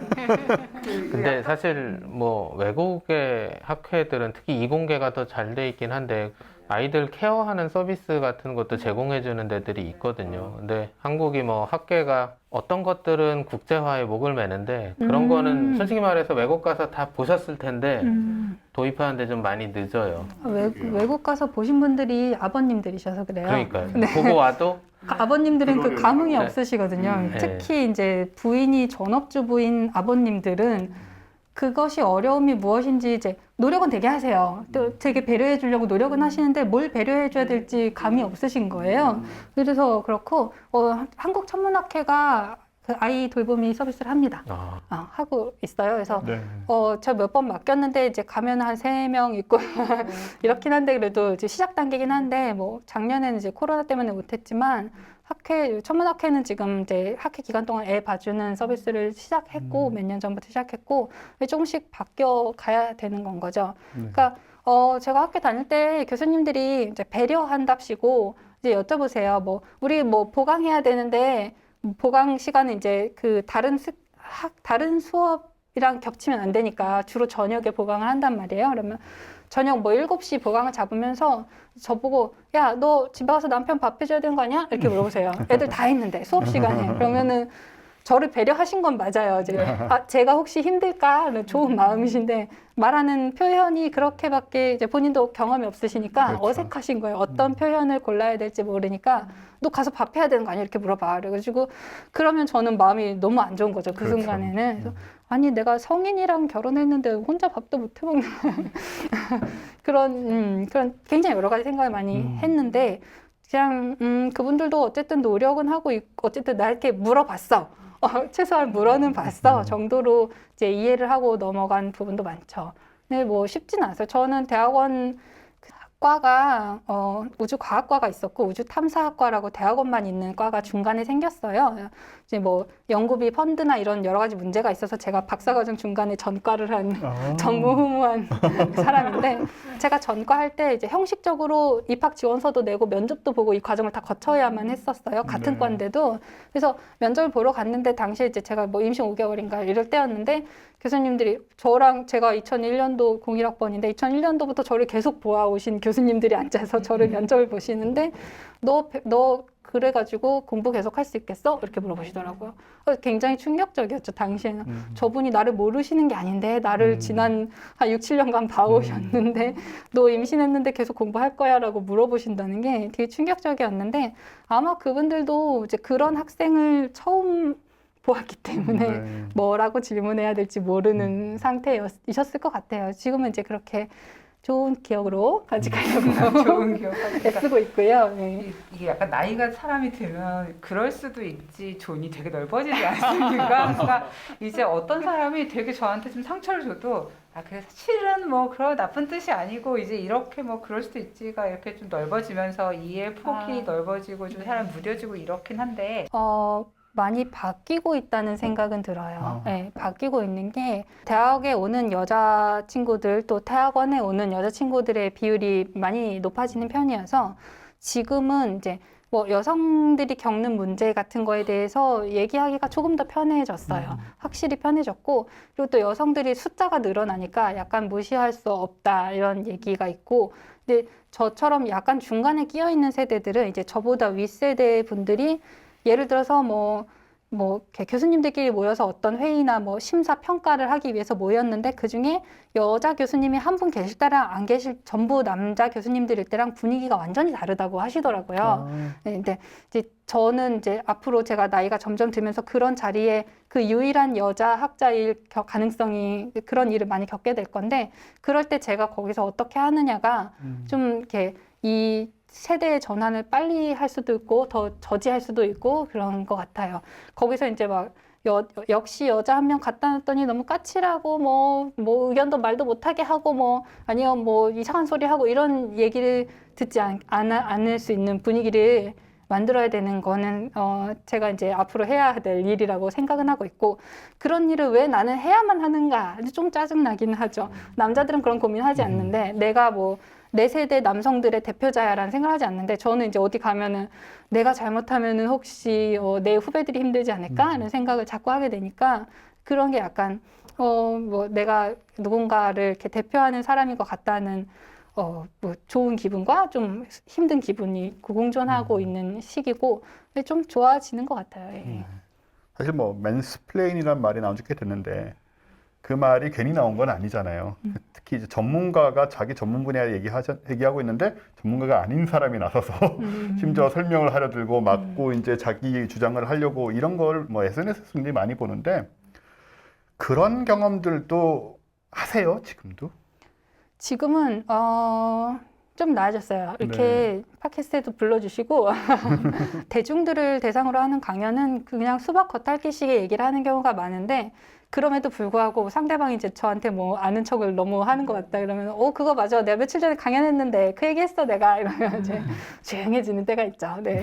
네, 저는 지금은 제가 같이 일하시는 분들은 그 정도는 아니고요. 네. 네. 이제 요주의 인물들이 이제 어느 사회나 한 분씩 계시죠. 맞아요. 다행히 어디에나. 저희 가까이에는 지금은 없습니다. 네, 심채영 박사님이 천문학자는 별을 보지 않는다라는 역설적이지만 우리 팟캐스트를 들어오신 분들은 아시는 또 현실이기도 하고 네. 이 제목은 그냥 사실의 적시인데 사람들 뭔가 약간 의미가 있는 이런 걸 들어 느끼는. 네, 그러게요. 네, 그냥 사실일 뿐입니다. 사실입니다. 오늘 말씀하신 얘기들의 사실 대부분이 이 책에 나와 있고 또 이 책 기본적으로 아무튼 말씀드린 대로 글을 굉장히 잘 쓰셔서 제가 좀 말씀을 드려보면은 저 처음에 이 책을 하려고 마음 먹었을 때가 제가 알지도 못하던 편집자께서 저한테 갑자기 메일을 보내셔가지고 한번 만나자 그러셨어요. 그래가지고 일단 나가긴 나갔는데 왜냐면 제가 되게 좋아하는 출판사였거든요. 이 책이 이제 문학동네에서 나왔는데 저는 원래 이제 소설, 특히 한국 소설을 되게 좋아하고 많이 보는 사람이라서 문학동네라는 출판사를 저 되게 좋아했는데 문학동네 사람이 저한테 메일을 보낸 거예요. 그래가지고 어떡하지? 이러면서 일단 갔어요. 근데 처음에 이제 편집자님 만날 때만 해도 저한테 뭔가 무슨 뭐 천문학 콘서트, 뭐 빅뱅 콘서트 이런 제목의 어떤 책을 제안하실 거라고 생각을 하고 아 제가 그거는 별로 관심 없어요라고 이제 거절을 하려고 사실 나갔는데 이렇게 저를 이렇게 계속 보시면서 무슨 책을 만들자는 얘기는 안 하시고 그냥 글을 쓰셔야 된다 이렇게 저한테 얘기를 하시면서 그래서 이게 뭐지 이러면서 홀린 듯이 계약을 하고 말았는데 저는 그게 저도 모르는 제가 갖고 있는 어떤 문학적인 감성을 좀 그게 어딘가에서 보였던 것 같아요. 이제 그걸 전문가께서는 아마 알아보시고 저를 이제 손을 이렇게 잡아주신 것 같다는 생각이 들고, 이 책이 제가 아까도 말씀드렸는데 과학책이 아니고요. 에세이 서가에 꽂히는 책이고, 이 문학동네라는 문학을 하시는 데서 나오는, 문학을 하시는 출판사에서 나온 책인데, 천문학자는 원래 문학자이기 때문에 아주 적절한 곳에 배치될 책이라고 생각이 듭니다. 그래서 저처럼 천문학도 좋아하시지만 천 빼고 문학도 좋아하시는 분들에게 잘 맞기를 바라면서 썼어요. 네, 충분히 잘 맞을 것 같아요. 천문학자 분들이 제가 예전에 그런 얘기 했던 적 있었는데 만약에 천문학이 없었으면 엄마 속 썩이면서 철학이나 문학 한다고 했을 것 같은 수학 잘하는 분들이 하는 게 천문학이다. 약간 이런 얘기 했던 적 있었는데 좀 그렇다면 이 책이 약간 그런 정의에 되게 잘 맞는 책이 아닌가 싶은 생각이 들고요.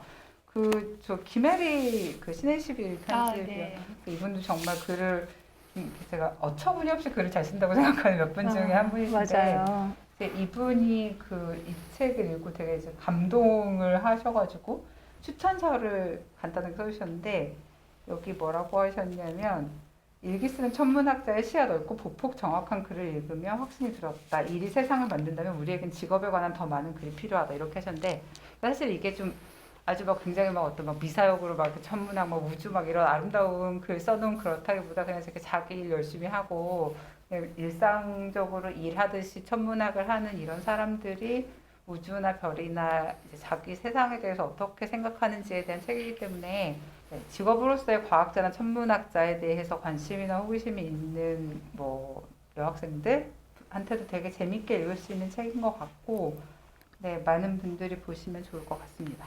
네, 이렇게 오늘은 대보름 특집이라는 조금 어색한 제목과 사실은 대보름 얘기를 별로 하지 않았지만 근데 마침 오늘이 대보름이기 때문에 이제 저희 방송 나가는 날이 대보름이기 때문에 딱 맞았던 것 같고요.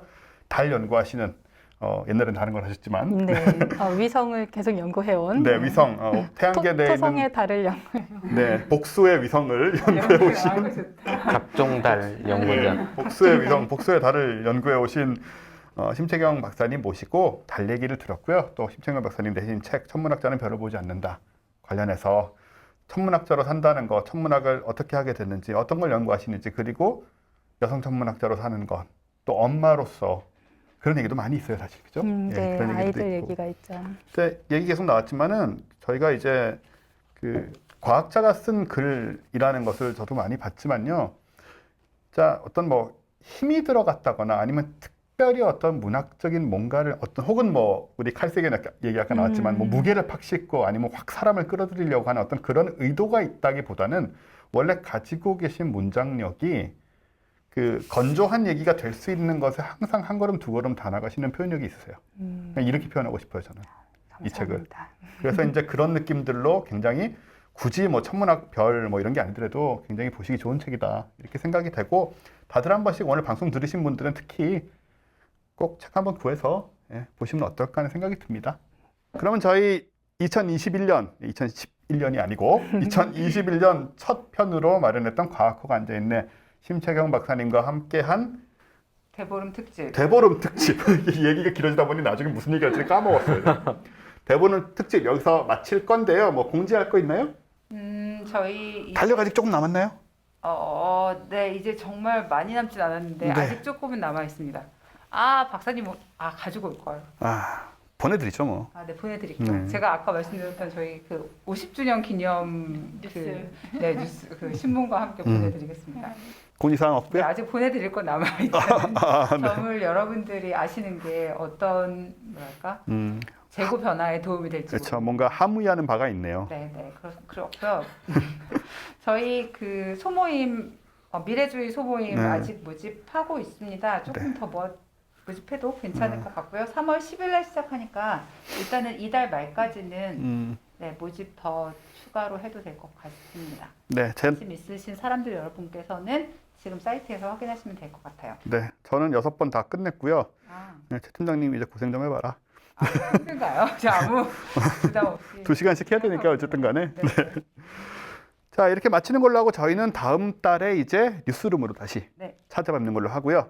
심창규 박사님 건강하시고 코로나 네, 조심하시고요. 건강하시죠. 네. 앞으로 달에 지금 뭐 나사는 늦춰졌다 어쩌고 하고 있지만 결국은 조만간에 나사로 갈 것이고 우리도 가지 않겠습니까? 네.